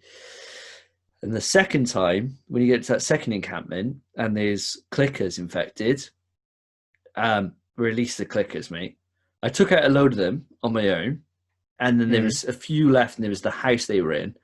So I released the clickers, but then because I killed all the areas on the one side, where the clickers are supposed to go to the left and then kind of work their way around, they were off for ages without doing anything. And I was like, now they've just become a threat to me because now I'm just hiding in the grass waiting for them to come over. And if they come and click near me, I'm fucked because I'd stealthed that entire thing. So I was just hanging there, and thank God it turned into what I wanted it to, and it all went chaotic. But I stealthed all of it until I got into the house. And then when I got into the house, there was like a few upstairs. I was like, fuck this. Just pulled the submachine gun out at that point, and then I just went Rambo over them with a submachine gun. But I hadn't used it up until that point. So I just went in there then, just literally popping people and having a grand old time. Man, it was a busted weapon. I can't believe we got it. I was thinking the entire time, like, just why can't we silence the hunting rifle or anything? Or mate, can we talk as well? The hunting pistol. I What a think, beautiful gun. Obviously, you push through the building. You get to the beach. You save the prisoners, didn't you? yeah, Saving the prisoners is nice, and then the one points his gun at you, and you're like, yo, what the fuck? yeah, because you're Imagine being saving bitten. someone. He's like, what the fuck? Guy helps you out, sorts you out, go to the beach, and then it's just you can't do anything, isn't it? You just walk into the beach, and you're too weak to do anything as well. Because what happens? Because you Is get it? you get impaled on that branch, don't you? Yeah, but you've when am I thinking? When you get caught in that trap, I know you get impaled on a branch and it splits your side, but I think you patch it up by then. you were still bleeding out though. Yeah, but like you've stitched it up and then something happens. I think you fight a woman. Oh, it's when you go to the prisoners. A woman stops you at the door and fights you in front of the prisoners. And she punches you in your stitches and undoes your stitches. Oh, okay. Yeah, so the wound opens back up again, and that's why for the rest of it you're just walking like hobbling. And the prisoners obviously kill her. Oh, see, it's the I don't difference know. of a few days. A few I days. know, yeah. Um, so yeah, obviously because you're injured again, you're just hobbling through, and you're just like, where the fuck is Abby? Where is she? And obviously you see her strung up, malnourished as shit, looking like one of those people on fucking donate £2 a month to save a freaking She looked. child in Africa or She something. looked She like looked she like had. that. She looked like she had cancer or something. Yeah, she's like she hadn't eaten in months. All of her muscle gone. She's like me, mate. It's like me because there's fucking lockdown, no gym. But I Yeah, was, she went. No, she went from looking like you to looking like me. mate. I was that. It hurt me. So when I went to that place and I saw everyone strung up like that, I was thinking, oh my god. Like Yeah, I imagined in the Scar camp that I'd see people crucified, and there was none of that because obviously they're not Christian, so it makes mhm, sense, right? So getting that kind of imagery of just doing like the Romans did that kind of shit to people, where they just put them on fucking spikes in the desert and just let them just fucking die to the elements. Awful way to kill someone. And then when you check in the bodies and I'm looking for him, and I'm thinking, right, just got to find a ponytail. And you find one that's got like a long ponytail. I was thinking, fuck, Abby's dead. I was like, wait, no, it's not yeah, Abby. It's not Abby. And then saw her. I was just like, any feeling I had about wanting to kill her was just gone. I was just like, yeah. oh my God. Like, what has she gone through here? Like, for her to be in such a prime condition when you get to Santa Barbara, then see her like that where she's just fucked. Like, she's so on the edge of death. Was fucking couldn't believe it. I mean, I had the exact same feelings, and then obviously Ellie had those feelings too, cutting her down and saving her for the most part until obviously you're about to go your separate ways. Then Ellie gets like that flashback to Joel, and she's like, "I came here for a reason. I need to do it." Fucking knife to Lev's throat, and you're like, "Shit, Ellie." I was like, Fucking I was like, I was just like, that moment. I was like, no, Ellie, like, there's no coming back from this. Like, if you do this, like, that's it. You're a full on villain. Like, if you do this, like, this is just cruel. mate, just like fucking Papa Joel taught him, mate. The So villains. so far, I was just like, oh no, don't. And what I thought was interesting, and Mm. what I thought of the last few days is, it's interesting that the only time that she could beat Abby was when Abby was so malnourished and just fucked. Like, granted, Ellie was fucked too, but she was fucked. Like, Yeah, Abby was absolutely fucked, and she still gave her a hell of a fight.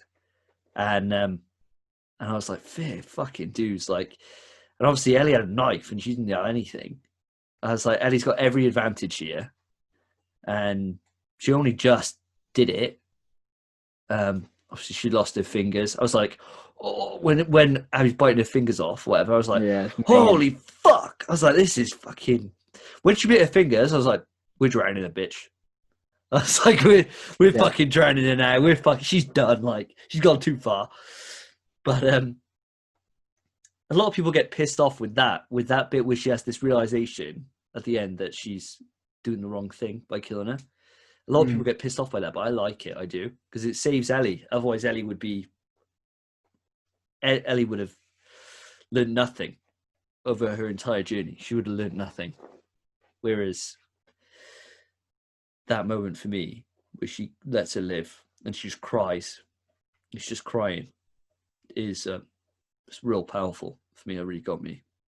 Yeah, I do completely agree. I still think it was just a fucking waste of time.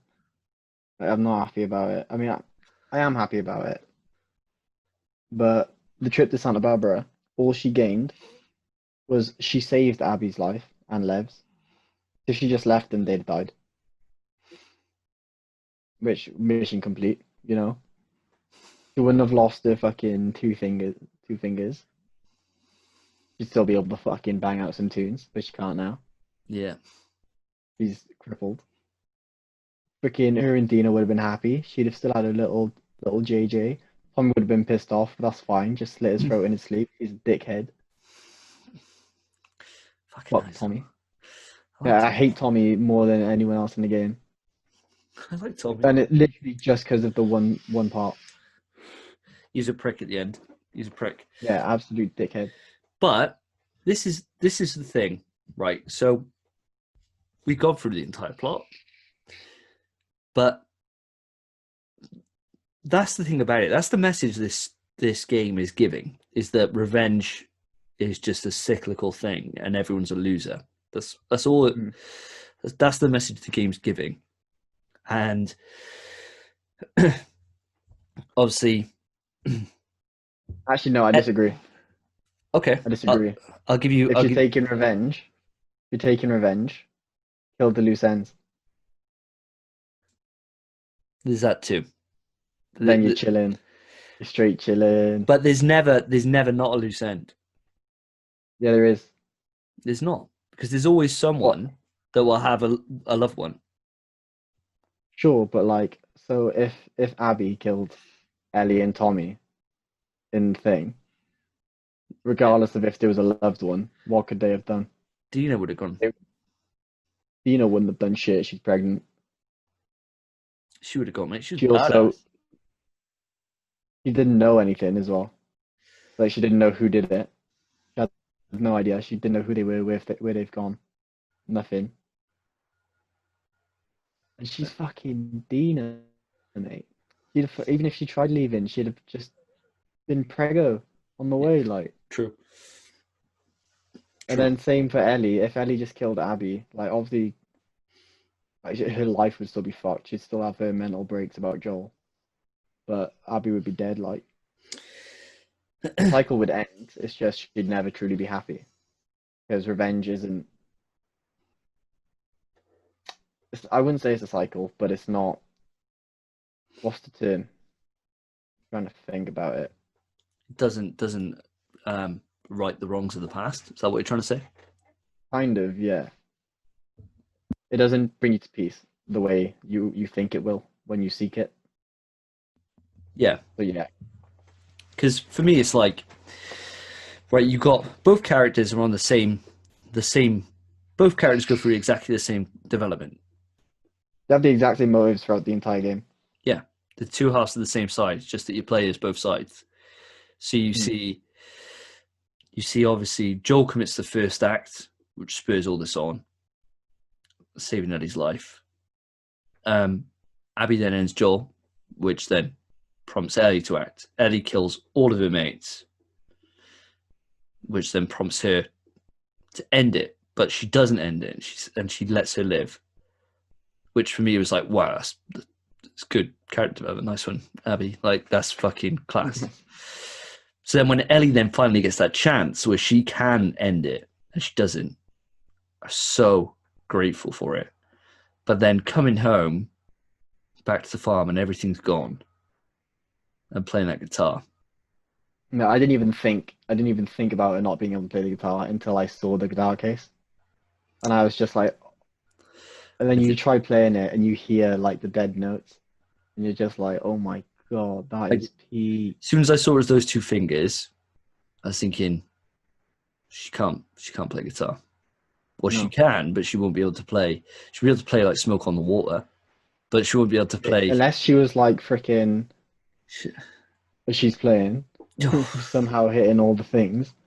She's just, but unless, or maybe with she no, got a yeah, kappa. it's She got a impossible. kappa. She got a kappa. Mm, Um, then she'll be able to do some stuff. But I was like, fuck. I was like, oh man, that's bad, yeah, bad. And and seeing her just like put the guitar back and walk off, I was just like, oh, she lost everything, man. She lost literally everything. everything. And Tommy What I obviously was gonna lost. say Tommy as lost well, his wife. Like yeah. saying that they're not talking, so he lost his wife from going on this quest. Mm. It's just sad. It's just really sad. But that's why the game is the best game Supposed of to the be. It's a generation. story. Yeah, it's not just all action or fucking fun. It's And literally supposed to fuck you up. what I what I'm looking forward to, and this is something that I didn't think I'd be saying at any point in this. I can't wait for number three because if this does end up being a trilogy, which it will, there's no doubt. Mm. The way this is ended, this is a trilogy. You normally, when you have a trilogy, you always have the first act, which sets everything up of a trilogy, always sets everything up, gets the ball in motion, is the kind of overriding plot point, which is the Fireflies, right? They're the through run. So then Act Two is always when it's at its lowest, where it's at its where it's at its darkest, where things are all on the like you think about a great trilogy like Lord of the Rings, right? In in the second one, obviously they win Helm's Deep, that's a victory for him. But they know then, fuck, we gotta now take on Mordor, right? And shit's getting real serious now. Like Mm. it's at the lowest point. Everything's all against them in that entire movie, and you're thinking, fuck, everything's fucked. And third act, then when it all comes to a close and there's closure and everything's wrapped up. So I'm just really looking forward to where they're going with this now. Is it going to be a case that Abby's going to get to the Fireflies and then tell them, should we get there and they'd be like, oh, we're still looking for a cure or whatever, and say, actually, hold the fuck on. I know where the cure is. And then it's the hunt then for Ellie. Or would she not tell them about Ellie? That's what I reckon. I don't reckon she would. I think she would. Because the moral thing to Damn. do would be to take her. Because that's what her father would have done. And it's the moral Mm. thing. The moral thing is for her to give her life. But the difference is Ellie's looking for meaning in her life now because her meaning in her life was taken from her in the first game, where she couldn't give her life up for the Fireflies. And so this entire game, she's been looking, in number two, she's looking for purpose, and her purpose is revenge. And then she's realized that that's not a purpose that's worth living for. So she surely is got nothing to live for at the moment. So maybe finding the Fireflies, if they're coming after her, she'd probably want to give herself up for it. That's my take. Yeah. I reckon she I probably would mean, my because take is very, very different. Because remember, I said that I had an idea of how they should have done this game okay, rather than what they did. But before I say that, I want to say the one part I cried on. Well, I didn't cry.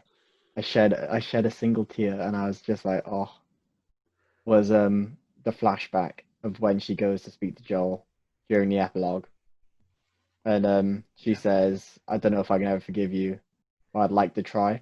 And you see Joel cry, and he like chokes up. I was just like, "Oh, Joel," I was just like, "Oh," yeah. and that's when I cried. But what I reckon they should have done with this game, cut it in half, just completely cut it in half. I thought this too. Whereas there's no Ellie in this game. Oh, No okay. Ellie whatsoever. Game starts off with you're playing as Abby. You do have the flashback with your dad. Your dad dies in the hospital. You have your motive. Go after Joel. The entire game is Abby's like freaking bulking up relationship with the freaking wolves, trying to find Joel, finding Joel, killing Joel, and then obviously you know how it splits, whereas with Abby bashing. Oh no, they shoot his kneecap off. He says, "Just hurry up." And she says, "You don't get to whatever, like rush this. You don't get to rush this." And then she swings his head, and it cuts to Ellie. Yeah. This game should end when she hits him. And then number three on the PS5 would start. You'd start off as Ellie with Joel in Jackson, and right as it starts, you walk in and see Abby killing Joel. So you've already got a full relationship with Abby, and the game ends, and you're like, it's Joel. The person she was looking for is Joel. Like you don't know it's Joel the entire time in Last of Oh, Us 2. okay. And then you find out it's Joel, you kill Joel, and then Last of Us 3 starts, which would be this game. And you're playing as Ellie and you're on the revenge path then. And it just kicks it all off. You know what I mean? Obviously they do it better than I explained. Yeah. Don't. Yeah. But no, I get what you This is mean. just a rough concept of idea. I what I'm surprised about is in finishing this game at the midpoint when you switch over to Abby. That could have been. That could have. I thought that might have been like a DLC add-on. They could have put that as a DLC add-on. I would have been fucking happy with it. Well, like all of Abby's parts. Yeah, because it was fucking. Yeah. It was long. Mm, Granted, the problem is the story wouldn't have the same weight if you did no, that. It wouldn't. nowhere So near. the way they've done it is the way that makes the best sense because it gets you caring about Abby. See, but that's why I'm proposing my thing. Because you'd have a full game's worth of emotion attached to Abby. Who who's your favorite character out of the two? Or Ellie or Abby. Mm-hmm. Probably still Ellie. Yeah, Ellie's the I girl. fucking love Ellie. Ellie's the girl. I do really like Abby. I do really like Abby. I think she's a brilliant character. But no, Ellie's you go through Last of Us 1 with Ellie, you fall in love with her. Yeah, And then she's fucking Ellie. Last of Us Ellie's 2, you go through all the pain she goes through and you're just like I had no emotional attachment to fucking Laura or no, fucking Mel. no. But Joel. I had attachment to Owen. Owen's a bit of a fucking I liked sausage, man. Owen. I liked Owen a lot. He was a pussy. Just a nice guy. He's had Yeah, enough. pussy. He's had enough of fucking killing everyone for someone he doesn't believe. I really liked his motivation, and No. I wondered what had happened. Like playing it through and seeing the flashbacks of like when she's at the marina, and that it's that Christmas when it's like obviously they've broken up at some point, and kind of seeing him and Mel kind of cozy up or whatever, and it's like the start of their relationship. I was like, oh, Mm. this is a bit icy. Like, it's a bit icy. This, with like Abby, I was like, I wonder what happens. And so seeing that there's still that spark there when they hook up, I was like, yeah, you get it, Owen. You fucking get Yeah, it, as mate. soon as they started pushing each other against the thing, I was like, oh, here we go. And then I didn't expect to fully see Abby's tits. Like, Yeah. I was like, what the fuck? What did you think of that scene? Do you think it was kind of forced in? I thought it was a little bit forced. The sex Yeah, it scene. was a little bit forced in. It made sense because It they did make obviously sense, had like past relationship, past emotions, and they both were done with it with the wolves. and they both loved each other still. Yeah, it completely made sense. But I I don't did know. think I wouldn't say it was forced. I A did. little bit. I felt it was a little bit forced. I felt it was a little bit forced. I think Mm. it could have been done a little bit better, but I still thought it was fine, Yeah, it was and fine. I thought it was fine. Like people hating on it, but I thought it was fine. Yeah, And that's the sex scene people have issues with, isn't it? yeah, Well, people have issues because it's just fucking. It's Abby being a Because man. Abby, and she's like, she just built. Like, I'm surprised all women don't look like that. I'm surprised all people don't look like that. Like, and I had this argument with someone on Facebook where they were like, "Oh, so you're saying in a world where there's food shortages, someone's going to get henched up?" I'm like, "You saw their farm. Their farm is stacked. They got no food shortage. It's not like as if they just started off there. They got a massive ass farm. There's no food shortage. They're not on rations. They're all just lining up for dinner, all chatting shit and eating fucking whatever. There's no food shortages to mention once. So it's not surprising. And they got a gym. They got a gym. Yeah, they had a massive gym. Like, I'd be beefed up, man. Like, if it was life or death, you best believe, like, if it's life or death every day, you best believe I'd be in peak condition. Innit? Like, it makes perfect sense why she's fucking caked. Because she's out there lifting and smacking dead around all day. I'd be hench. I completely agree, mate. I completely agree. I hate that argument. I hate it. I had such a right, just proper argument with someone on Facebook. Oh, but in all zombie media, there's always shortages. It's like you walk through the farm. Did you play the game? The farm's fucking massive. It's Probably literally, didn't play the game, mate. Probably just read the script. yeah. It's fucking huge. It's like a massive ass farm. It's like, bro, she's getting fucking beef. She's eating pork every day. She's eating pork and chicken. She's living the good life, mate. She's eating bacon in the morning, a couple of eggs. She's piling in the cows. Eating 20 eggs a day, mate. That's her breakfast. Yeah, tank. How did you feel when you go back to the aquarium with Abby to see the dog that obviously Ellie killed? I didn't mind too much about a dog. Because obviously, you when you're playing as Ellie, you just kill the dog because the dog's trying to kill you. But then obviously you get attached to the dog. I didn't really. I had a real bad glitch with the dog. Every time that's another glitch. Every time I used the dog and I threw something, he'd all of a sudden just fucking and just like slide through the scenery. So I played fetch once. And I was like, nope. Because it was just balked. So I was like, no, I'm not doing this. So even though the dog was cool, and the dog helping me out in combat was sick. It was so cool when the infected were coming out and the dog would just take him out. And I was like, this dog's the best. I was like, this dog's so cool. But seeing it again dead, I didn't care about. But crazy. I was dreading going in there and seeing Owen and Mel. Yeah, I was dreading it. So I don't want to go back. Like, I don't want to see what Abby's like when she sees him. She pukes, mate. It was sick. Yeah, I was like, this is bad. This is bad. And so walking into the museum, theatre, sorry, I was like, oh, every single step that entire time playing, I was like, I don't want to be doing this, man. Like, I don't want to be doing this, and that's why I like that's why I like it, because it just forces you to do it. Like, you will be doing it. I'm not taking control of you. You're doing it. I fucking love that. But it's good. So, moving on from the kind of plot synopsis, we've kind of run through the chapter thing without meaning to. So that's quite good, really.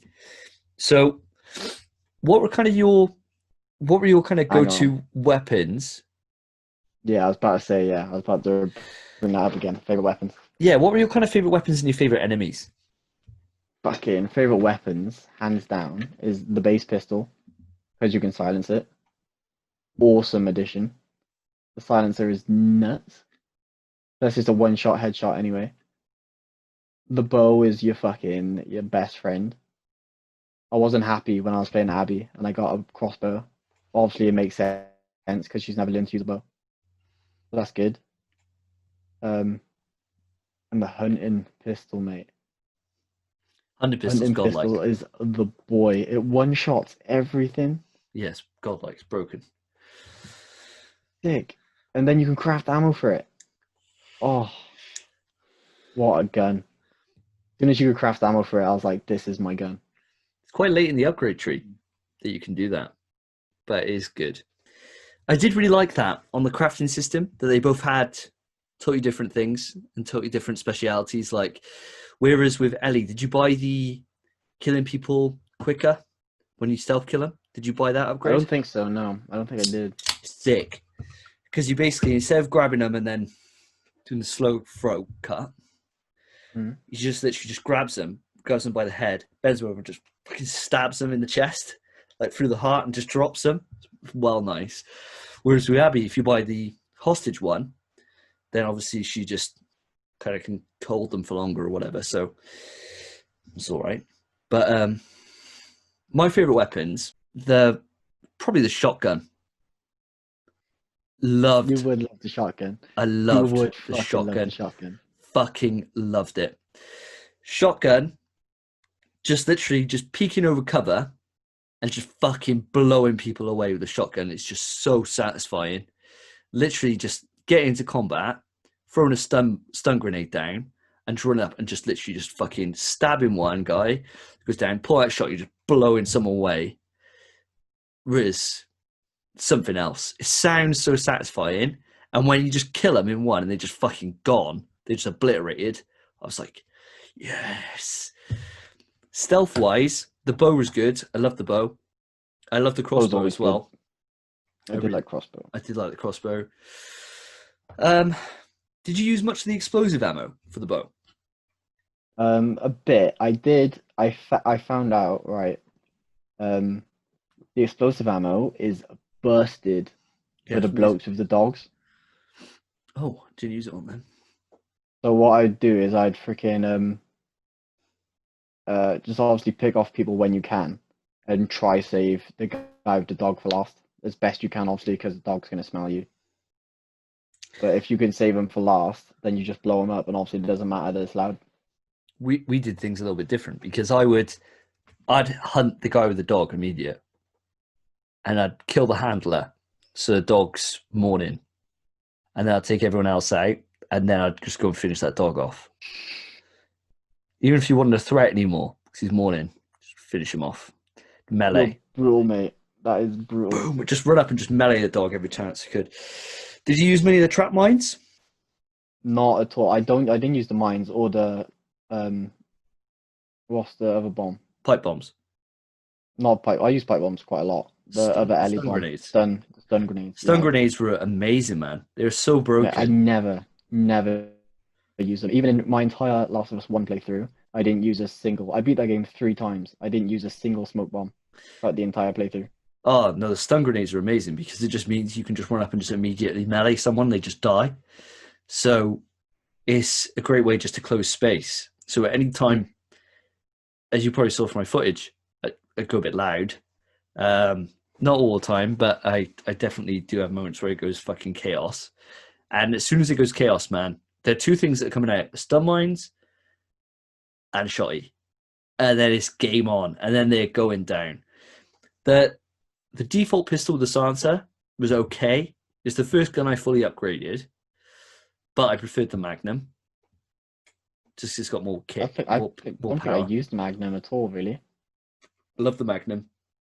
The gun I hated that I would go out of my way not to use is the hunting rifle. Why? It takes far too long to steady a shot.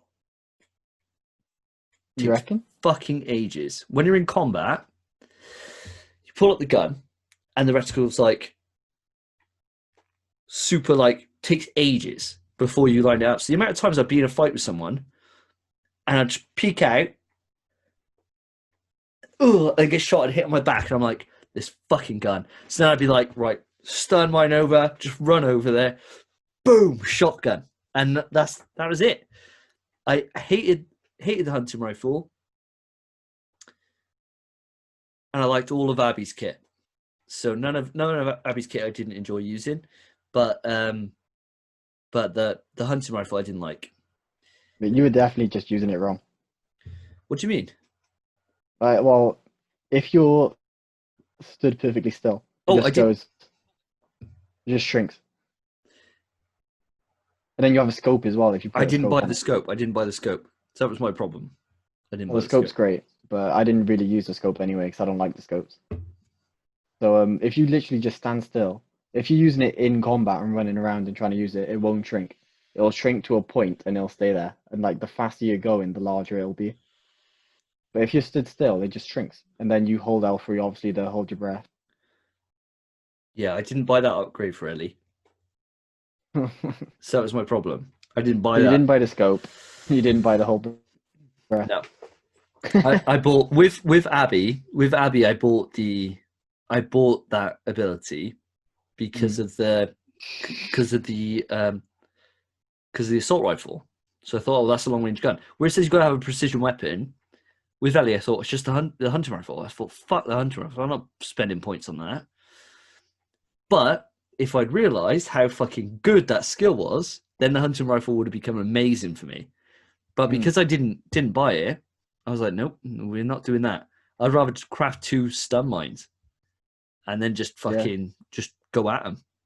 I mean, to be fair, I like the hunting rifle a lot. I think it's a great gun, but I barely use it as well. I only ever used my shotgun was literally for when I've exhausted my other ammo, and it's time to go loud. And that was it. That was literally it. I'd never used shotgun otherwise, and for infected because shotgun's busted for infected. Yeah, amazing for infected. They just blow them the fucking. But you just wait till they're in your face, and you just hold it, wait in, then. Love it. What I would do is the same thing I do in Last of Us. In Last of Us 1. I tell you what's busted in this game: bottles. Bottles and bricks are so busted. Just throwing a bottle, just throwing them at an enemy, and then running up and just milling them, hitting them with a melee, is just so broken. The amount of times, strike, isn't it? It's one shots people, doesn't it? Yeah. So as soon as it went loud, if I had a bottle, I'm good, because I'd be behind cover, just bottle them, run out, stab them, and then look for another bottle, bottle them, look for another bottle. Yeah, just that's how I did so many combat encounters with bottles and a lot of Molotovs, because Molotov for some reason doesn't really class you going loud. Like I was behind cover, just fucking Molotov some guy. As long as I'm still behind cover, they're like, "Where did that come from?" It's like, I'm right in front of you, bro. Like it just flew straight over your head and smashed the guy behind you. But it doesn't set the alarm bells running. Sure, they look for you, but it's not like as if they've just found you. So the amount of times it makes sense unless they like physically see where it's come from. It makes sense. So in that end encounter when you're in Santa Barbara, where I was looping around to go to the infected that are in the pool, there's that outhouse there, and I was in the tall grass, and I shot a guy with a bow, and he went down. So his mates all went to look. So I was like, fuck this, Molotov them, right? So then more people came, Molotov them. And then that's where I cleared that entire area just by doing that. And so then I walked over to let the clickers out, and that's why I didn't get seen on that first bit. Because otherwise, I would just shotgun, man. Shotgun, so satisfying. What was your favorite enemy throughout the game? I mean, it's either the brute that you slice up, or it's the Rat King. Well, actually, I don't know about the Rat King because I think the Rat King's carried by design. Yeah. The fight was amazing. It's just a zombie fight. Yeah, it is. What I like as well, I like the Seraphites, namely Lev, gave us the term demons for all of them, because we haven't really had a name. Like you have zombies, you have walkers in The Walking Dead, but we've only had specific names for specific types. We haven't had like a name for the lot. Yeah, colloquial name. So I like that we've got demons. For me, but yeah, it's the brute, mate. It's the brute. The brute you slice up. You're sick. The brute encounters are always really fun. They're always really good. For me, it was the Stalkers. The Stalkers were just amazing. Like the Stalkers in Last of Us 1. Oh, were they? I didn't have any problems with them. What happened with you? It was just where like they're either right in front of me, like around the corner, and I can clearly see them just looking at me like this. And they're just not coming out, or they're not running away to go get a different angle. They're just staying next to me, or I'll be behind them and they'll be looking around that corner, and I'll just be like. I had a couple of situations like that, but for me, I think they're the best overhaul out of any character in this, any enemy design, because they're in Last of Us 1. People are saying they're new, and I'm like, they're not fucking not new. What are you They're not talking new. about? So Because when you get the shorty in Last of Us 1, yeah, they're in the place where what's his name? Oh, the what's that? dickhead. Oh no, what's the guy you're picking up all his Ish, or when you're Oh, picking up Ish. all Yeah, the yeah, yeah. Ish's stuff in that like sewer that they're hiding out in. That's where you find the stalkers in Last of Us 1, and they were fine. They were just they weren't much different from runners really. I was like, I don't really see there's much difference with these guys, other than they're more aggressive. Whereas in this, them coming out the wall was fucking terrifying, man. Every single time I walked past one of those things on the wall, I'd look over it. I'd be like, fuck, is it one there? But no, it's good, we're good. It just come out, and I was like, shit, Oh, I shift. hated those actually. I hated those Oh, they were because terrifying. I could tell immediately every time when it was one there, and you can't avoid them. You physically can't. It's just when you get close, You can they shoot them. lunge out. No, you can shoot them. Yeah, but I'm trying to stealth it. What? So you don't have a bow? I don't know. The one thinking about it. But you're trying to walk past them, and they lunge at you. You can't dodge the lunge, No, or just you gotta take can't it. like space yourself far enough away. I saw one of them literally lunge out, like towards me, and I like dodged this way, and they teleported you and grabbed me, and I was like, "What the fuck?" Yeah, it's like proper Resident Evil lunge. There's just no getting out of it. But there's yeah, you can kill them before they come out the wall. Yeah, it's smart. It's smart to use a bow. I never did that. Because after that one area when you're in that like hotel, well, after the sky bridge and you crash through and you're going down through the building Mm. and it's all infected, and you go into one part where there's a bloater. There's a bloater in there, um, and like a load of clickers. And I dealt with the bloater, like pipe on the shit out of him and just killed him with a hunting pistol and killed all the clickers. And I was walking around there getting all supplies and seeing if there's any collectibles and stuff in the building. And there's loads of those fucking stalkers, man. So if you were trying to sneak around and be quiet down there, like you get spotted and it'd all go to shit real fast. So I'm quite glad I made myself loud immediately and draw them all to me and just fucked them up. But that's where I learned. Yeah, you can just. I had loads of flamethrower ammo. I had too much. I was carrying too much of it. So I was just Yeah, like, oh, well, I'll just flame everything. So I was just flaming them before they came out the wall. And that's where I was, oh, shit, I can just kill them. So then I just reloaded the save, did it with the bow then. Well, the crossbow. And then just got my ammo back, it's easy headshots, and fine. No problem. really. But Flamethrower was yeah. busted. It's not as busted as it was in the first game. They toned down the fire weapons a lot, Molotovs and the flamethrower. Yeah, Molotovs took a big hit. Yeah, huge. They were so busted in the first game. You could wipe out an entire swarm infected with a single Molotov. Yeah. That bit at the end of The Last of Us 1 when you go into we're in that final sewer section on the way up to the hospital, Mm. and you fight like a bloater and a couple of clickers and all that. I just got up on top of the bus there, just a couple of Molotovs down, and they're all gone. Yeah, same. Yeah, it's no effort. But I suppose we lead on to the last thing then. The last thing really, and that's how you think it compares to the original. Because obviously we got totally different views. Well, I played The Last of Us when it came out in 2013, and I had 7 years to sit on it. It being my third best game I've ever played, behind two games that probably, if I went back and revisited, probably wouldn't be in my top three. But there's so much nostalgia with Metal Gear Solid 1 and with Final Fantasy 7 that they're there, and they're not really moving, especially Metal Gear Solid 1.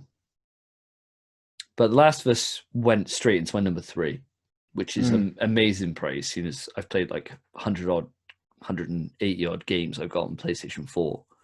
So it's like, let alone how many games I've played over my life. It's big fucking praise to be in number three. For me, if I hadn't played Last of Us 1 again, just before playing this, I would have probably said that Last of Us 1 was better. But after having played through The Last of Us 1 again, there are so many fucking annoying things in that game. Every time you have to move a fucking crate because Ellie can't swim. So frustrating. I was just like, why? The one part, and I remember this fucking me off when I played it the first time, but I somehow overlooked it until this time. When I played The Last of Us 1, you get to a part where it's flooded and you got to go into a coffee shop, right? To climb up on a crate, to then knock a crate into the water, then A to get up, right? Okay. That's how it's supposed to be done. That's how no. And then she's supposed to put a ladder over the gap for you to walk over.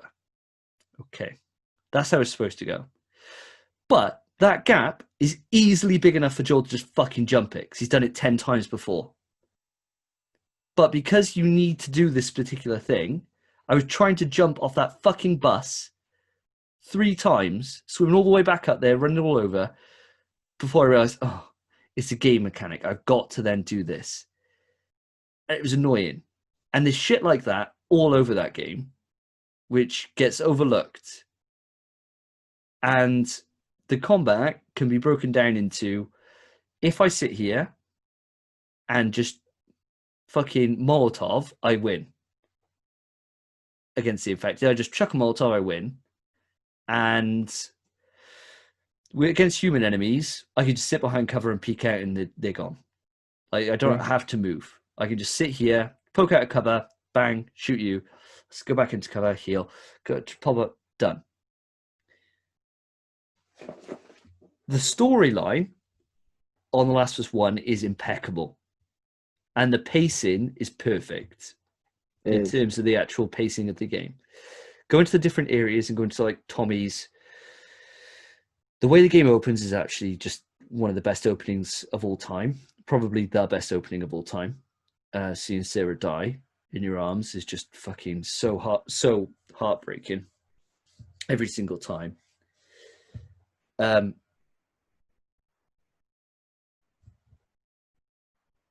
the storyline itself is amazing. And the characters you meet, like with David, and that whole section is great. But the gameplay of it has just been improved to such a huge standard with The Last of Us 2. And the emotion of it, the highs that you get in The Last of Us 1 are super high, and the lows are also really super high. Like when David tries to rape Ellie and she kills him, that really messed me up when I played it the first time. I cried on that. And then obviously the ending is heartbreaking. But I had those moments about 4 or 5 times. Oh, more than that. Fucking loads. Loads of super, super happy moments. And dude, on Last of Us 2, after it opens with Tommy and Joel, and he tells him everything, and they ride out to Jackson, and you go over to that first vista, I cried. Because I was like, I can't believe I'm fucking experiencing this. And I can't believe the question that I've been wanting to know for 7 years is out there already. He's already told him. So I was thinking, is he just going to fucking hide all this? He said he'd take it to the grave and all this. And they're riding over that vista, go back to Jackson. I was just like, holy fuck. Like, holy fuck. And I had those moments so many times over Last of Us 2 that for me, it does everything the original did, but to a higher level. Everything. Yeah. Everything. There's not the lightheartedness that you get in with having Ellie and Joel together. There's like that little bit of camaraderie and Ellie's jokes and all that, which is all really, really nice. And that's kind of where the lightness comes through in that game. Well, Last of Us 1. But the moments when they're together in Last of Us 2 are so powerful. Every single moment they're together is just fucking so moving. Last of Us 2 for me beats it. Yeah, I get you. Obviously, I had different experience. I didn't have PlayStation, when Last of Us came out because it was stolen. So I watched the playthrough instead. I know, I know.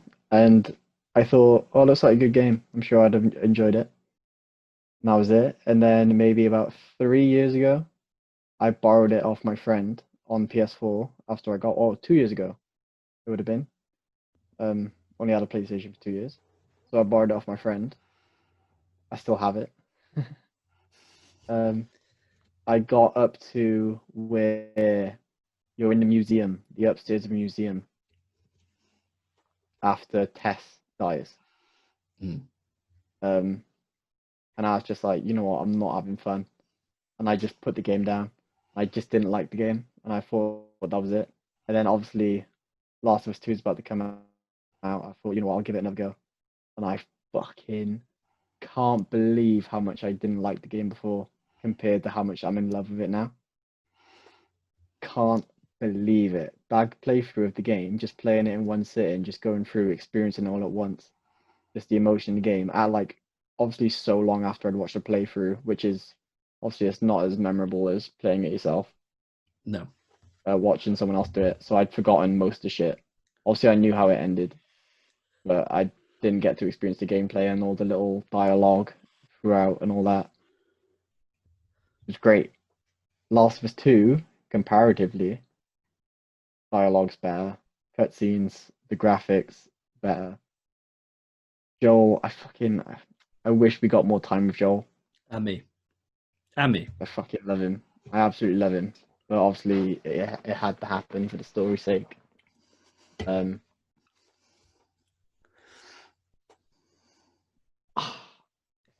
I don't. Hard for me to say. I feel like I prefer Last of Us 1, but I know full well Last of Us 2 is a better game. Makes sense. The However, counterpoint, my favorite one is Last of Us 2 because it doesn't have that dog shit multiplayer. Yes. Yes, it doesn't. Not yet, anyway. It's coming back. It's coming back, apparently. People are asking for it. Yeah, but fucking idiots. Yeah, but it's separate anyway. It's not going to be the same thing. Fuck those cunts. The trophy list on The Last of Us 1 is fucking horrendous. I literally platinumed it. I literally platinumed it. I'm not going to do the multiplayer trophies. I can't be asked. I platinumed Last of Us 1. Fuck It's that. fucking stupid trophy list. Stupid trophy list. Fucking hate it. But Last of Us 2 trophy list looks pretty decent, to be fair. Two Um, playthroughs, that's all it is. yeah. I I think the only thing that I wish was different with The Last of Us 2, the pacing needs some real So slow. work Yeah, it's so fucking slow. because you're right about the like opening the drawers and everything. They've all got their own animations. So they all take time. So you open a drawer, you open a cupboard, and when they peek around to look into the cupboard, that's got its own animation. That's fine.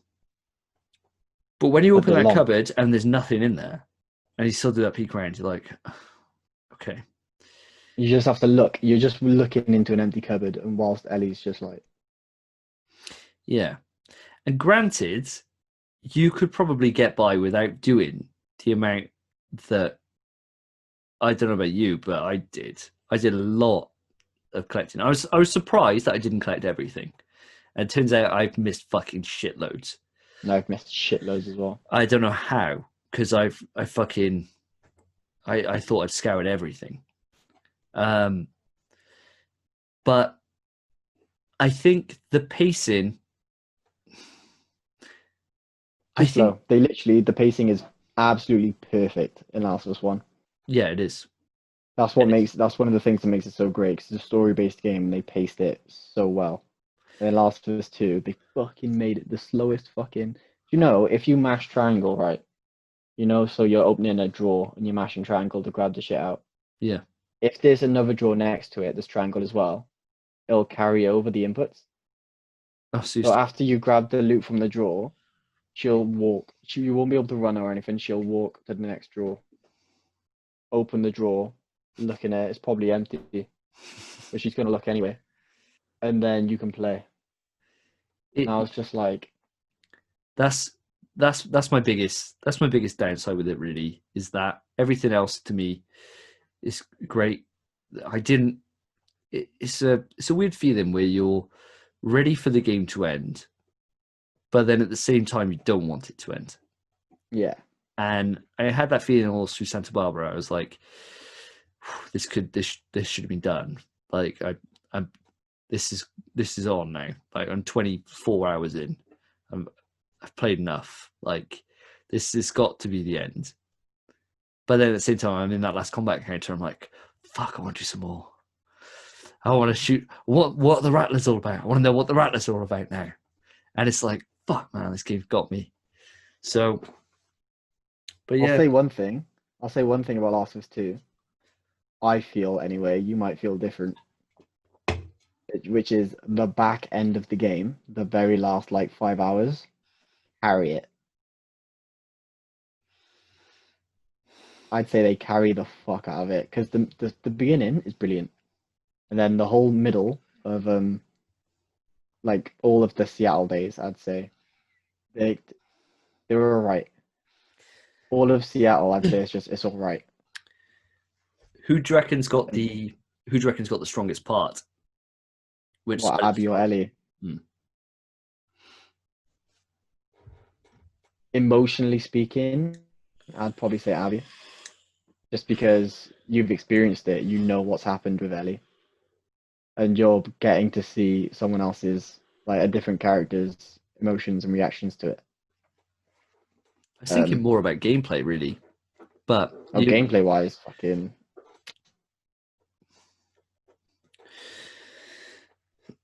Probably Abby too. I don't know. So I think you and me are a little bit different on that, because I think the more emotional part was with Ellie. I thought Ellie was the more emotional part. I thought Ellie was the more emotional part. And she might be. Yeah, she might. Because you got all those super, super highs, like the flashbacks. You got the super, super lows with Ellie. Whereas with Abby, I thought it was just more... The gameplay was more exciting. Because you got more of these kind of more standout moments. Like with the hospital and with the sky bridges, the sniper fight, all that. Brutes. Yeah, brutes. Running through the forest. You got all these moments that are just so hype. Whereas with Ellie, it's more just you're just getting kicked in the fucking dick with emotion all the time. And I'm like, oh my god, oh my god, oh my god. But I did love that first part, the first moment when you get to Seattle and you've got that open, it's kind of like a quasi-open world. And you can go and see all these different places, go to the bank, go to all these different spots. Fucking loved that with Ellie. I thought, oh, is that what this game's going to be like? And I'm glad they didn't go down that route for the entire thing, because it was open and it wouldn't have been as good to... I like it more being directioned. I like it more... Yeah, I do too. Linear. More linear experience for a story game. So I'm glad they didn't, but I did like that. I did like that. And taking the horse, rip Shimmer. I love Shimmer. Oh yeah. Felt really sad when Shimmer died. Rip Shimmer. Pour one out for Shimmer. But yeah, I loved all that. One thing I really wanted to touch up on is the difference in the sniper fights comparatively from Last of Us 1 to Last of Us 2. Obviously, you have the Tommy sniper fight in Last of Us 2. In number 1, it's just that guy in a house when you're with Henry and Sam. Yeah. That sniper fight was fucking terrible. Last of Us 1. Yeah, wasn't very good. Because you can pull out your sniper, look up there, and the sniper's aimed straight the entire time. There's no one behind the sniper. If you look at it, you can't shoot the guy. And when he shoots, because the sniper's always in the same place, you'll see the bullet go like that, down. It was terrible. And then the guy loads in when you get in the building. But in Last of Us 2, the entire time you can see it's Tommy. And you don't have a chance to fucking take out your sniper and try to get a better look. Because if you do, he'll blow your fucking head off. That sniper fight was intense. Trying to figure my way through. And when there's one part, I believe, where there's a body and you like kind of hide behind a body. You're like going through the water, I think, and like you peek up to get a breath, and the body just gets like shot, and just like its head just like explodes or whatever all over you. And I'm like, holy fuck, stay back in the water, Abby, stay back in the water. I fucking love that bit. Mate, when I shit myself when he blew Manny's head off as well. Oh mate, I felt bad for Manny. I felt was bad like, for Manny. oh, not Manny, because he's the one He's my guy. favourite character. He's the one guy. Yeah, he's the one guy that we knew Ellie hadn't killed. So I was like, oh, maybe Manny's all right. So Yeah. see him get like blown out. I was like, oh, well, it's all shit then. It's all shit. Everyone's dead. Everyone's dead. I just got Lev left. It was nice as well though to see when Abby gets in the theater. She didn't even know it was Ellie the whole time. Yeah, she had no idea. She thought it was Tommy who killed everyone. And then obviously Tommy killed one person. Everyone else was just this fucking, I don't know how old Ellie is. It was just this fucking frail girl with a little knife. Well, how many years is it? How many years is it after Last of Us 1? Not a clue. Let me, 4, in it? 4 years? 4 or 5 years? 5 years, I think. 20 years compared to 25 years. You'll probably just do this. Ellie Last of Us. She's 14 in Last of Us 1, right? And so she's 19 in this. Yeah, I was going to say 19. What a fucking guess. You know, she's played by she's voice acted by the woman that Captain America saves in Avengers. I know her more from Critical Role. Oh, wow. I don't know. Ashley Johnson. Performances were all absolutely stellar. All absolutely stellar. Everyone was fucking fantastic in it. It's fucking... Oh, as well, I didn't even pick up on it until like a minute after it happened. But when you're having the flashback for your birthday gift, and Joel just pushes Ellie in the water, and then after like a minute of swimming with Joel, I was like, I can swim. What I like is that he was like, I got to work on your lessons a bit more. And I was like, oh, that's what I picked up loads actually throughout the game. The amount of callbacks to Last of Us 1 with different things, like how, and it's things that I wouldn't have remembered from Last of Us 1 if I hadn't played it again. So I'm so glad I did. Like where he sings to her. Because at the end he's like, I'll sing for you. When we get out of this, I'll sing for you. He says in Last of Us 1.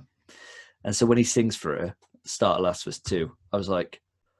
I was emotional at that. I was like, oh my God. He's doing it. I was like, oh my God, this is amazing.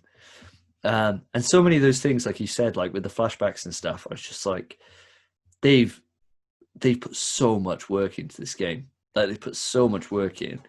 Like people who think like, the writers just forgot about Last of Us 1 they just got in the head, because it's like the amount of callbacks to it are just incredible.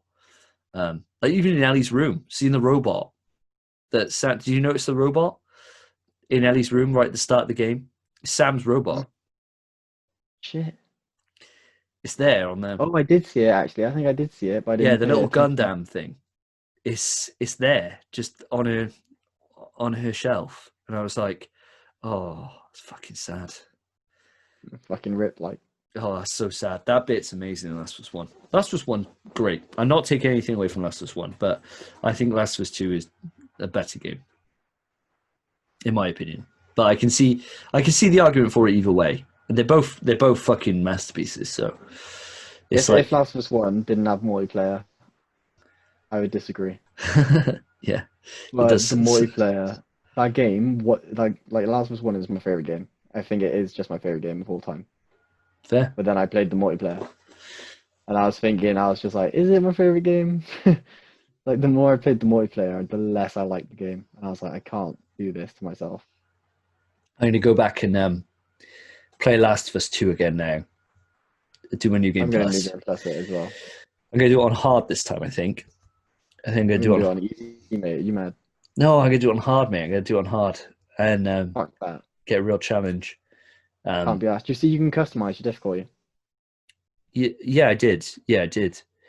I'm just going to fucking just put it on hard plus and just play it through and just have a good old time, because I'll be busted now. On normal, it'd be too boring. So I want a challenge. I want to get my ass kicked a little. So that'll be quite fun. I'm probably not even going to bother. The game's too long. I'm just going to chuck it on easy. and fucking speed run it for the platinum. Fair. I want to experience it all again, mate. I want to see if it kicks me in the ass again. But let's close this out, shall we? Yeah, mate. Fucking sound. Our closing thoughts on the game. It was surprising how much we're in agreement on this. Yeah, you know? you thought I was gonna hate the game. I didn't think you were going to hate it, but I thought you were going to come in fire and brimstone about the ending or about Abby's section, or because I haven't spoken to you throughout the entire of your Abby playthrough. No. So I thought you weren't going to like it for some reason. I just thought you were going to be proper. I just really just surprised that you felt the same as me. But it's been interesting to hear like kind of our standout moments and what you enjoyed and what you didn't. And I just want to say, you know, closing thought for me, game of the generation, loved it, start to finish. Can't wait to dive into it again for New Game Plus. Incredible experience. Incredible experience. You got anything you want to close on, Spence, before we do like the end? Well, same thoughts as me, more or less. I feel weird about saying it, but yeah, I think it's the game of generation as well. Just because I have to compare it to other games. I don't. I wouldn't say we've had a flawless game. No, there's no such thing. There's no such thing. No. There's no such Smash Bros. thing. Ultimate. But like I don't understand the hate it's getting. No. People need to just. I don't get how people can see, oh, the game's leaked. Let's read it. If you're excited for Last of Us 2, why are you reading the leaks? Why are you trying to spoil it for yourself? I don't get it, mate. I don't get it. And I don't get I just don't fucking get it. I don't get the internet cancel culture. I've never got why people hate things that are popular. Just don't get it. And I mean, the sales speak for themselves. The fastest selling PlayStation exclusive of all time. You don't get that for a shit game. You don't get that for a shit game. Like, you don't. And people can review bomb it, and people can make snap judgments, and people can watch playthroughs, but they're just doing themselves out of playing a fucking absolutely standout stellar experience. So the loss is on them. And granted, you know, everyone's entitled to their opinion, but I don't see how anyone could play this game and say it's a bad game. That's my point for it as well. I don't think anyone who's bought the game and is playing the game is saying it's bad. It's solely the people who read the leaks and have watched playthroughs. Like, you can say the story, you didn't like the story, you didn't like where it went or anything like that. Fine, you know, that's each their own. But the game plays so goddamn well that I just don't understand that. But thank you all for joining on this and listening to our thoughts. As I said at the start, I'm a small YouTube channel, and any help with sharing and liking the video really does help get out to more people. A subscribe to the channel all helps me grow. We're at 115 subs at the moment, so we're having some decent growth over the last month. And I really appreciate it, guys. Spenpai, again, absolute pleasure you joining me. Really appreciate it. And I hope you guys put your comments below. We'll have a little look, and I make sure I respond to anyone in the comments. So comment what you thought. As long as you played the game, if you've only read it, or if you've only looked at a playthrough, don't even bother. Just fuck off right now. Fuck off. Just fuck off. But anyone who's actually played it, if you don't agree with us, that's absolutely fine. You're entitled to your opinion. I'd love to hear why. But that's it, guys. So take care of yourselves. Take care of each other. See ya.